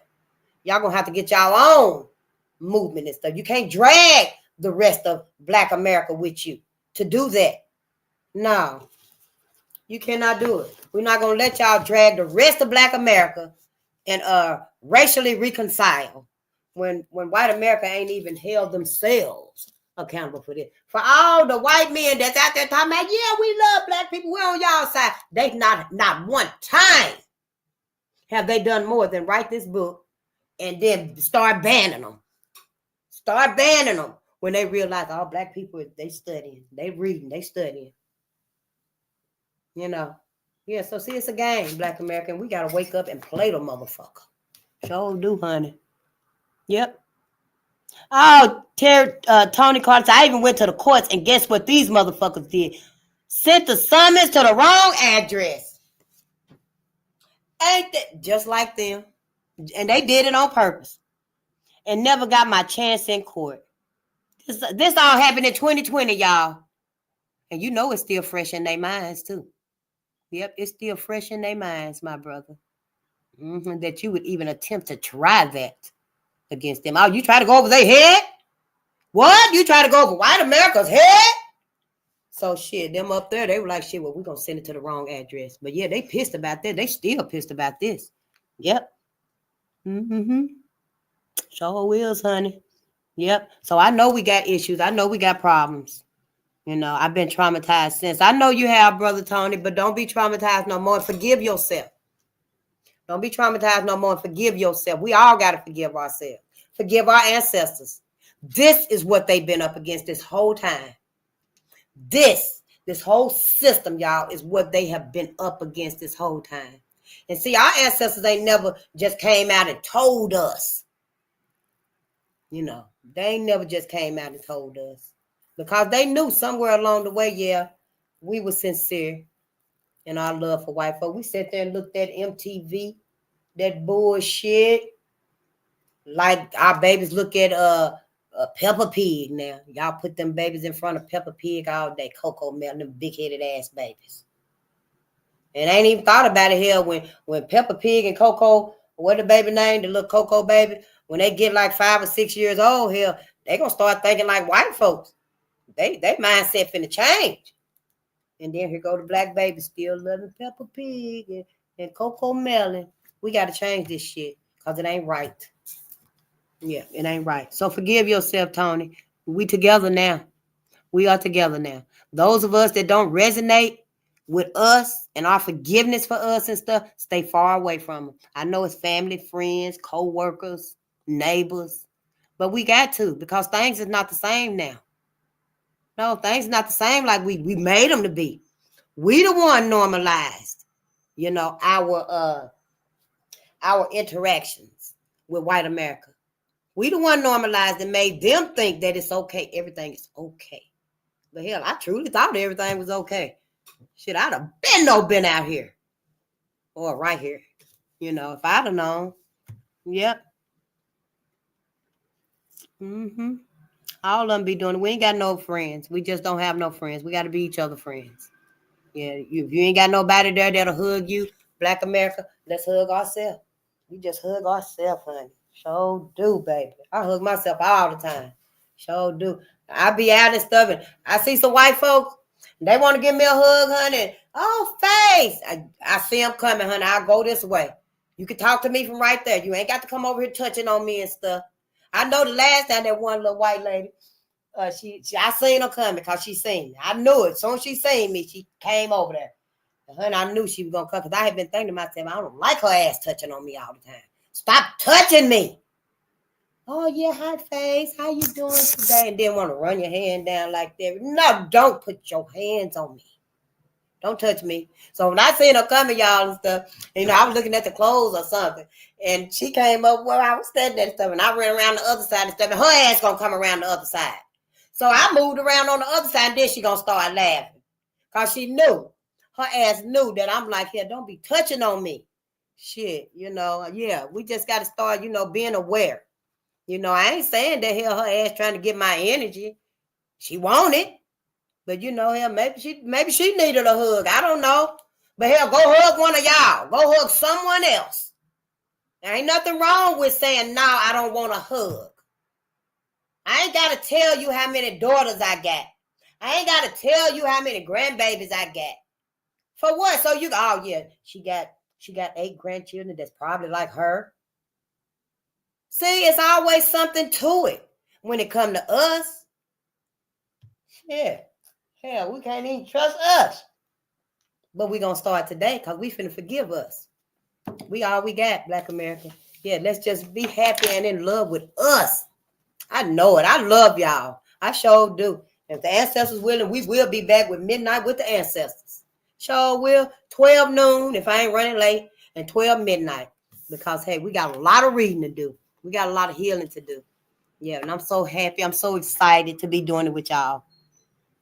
I'm so happy to be doing it with us. I'm not under the illusion that I got to fake with white people and act like, you know, white people are my savior. Oh, I got to find me a white man. No. It feels so free to be, you know, what you want to be. Where the book at? I am going to read this book that gave me my freedom. Yeah, I want to. I do. I really want to read that book that helped me to, you know, to just take my freedom and just do it. You know, it makes me happy. I don't care if it don't make y'all happy. Hell, you shouldn't even still be here. I don't care if it don't make white America happy.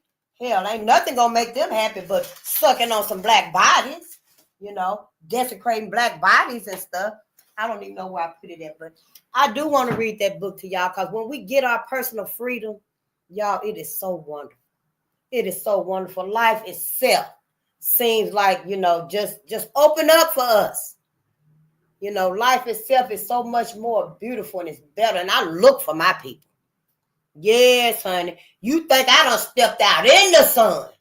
And it ain't nothing. I just turned the corner in the grocery store and seen sister.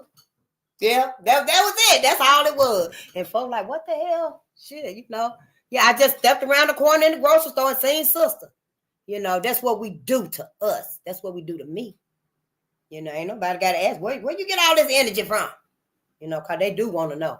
You know, white folks do want to know where we get all this energy from. It's cosmic. It's cosmic. They wouldn't understand it. Yeah.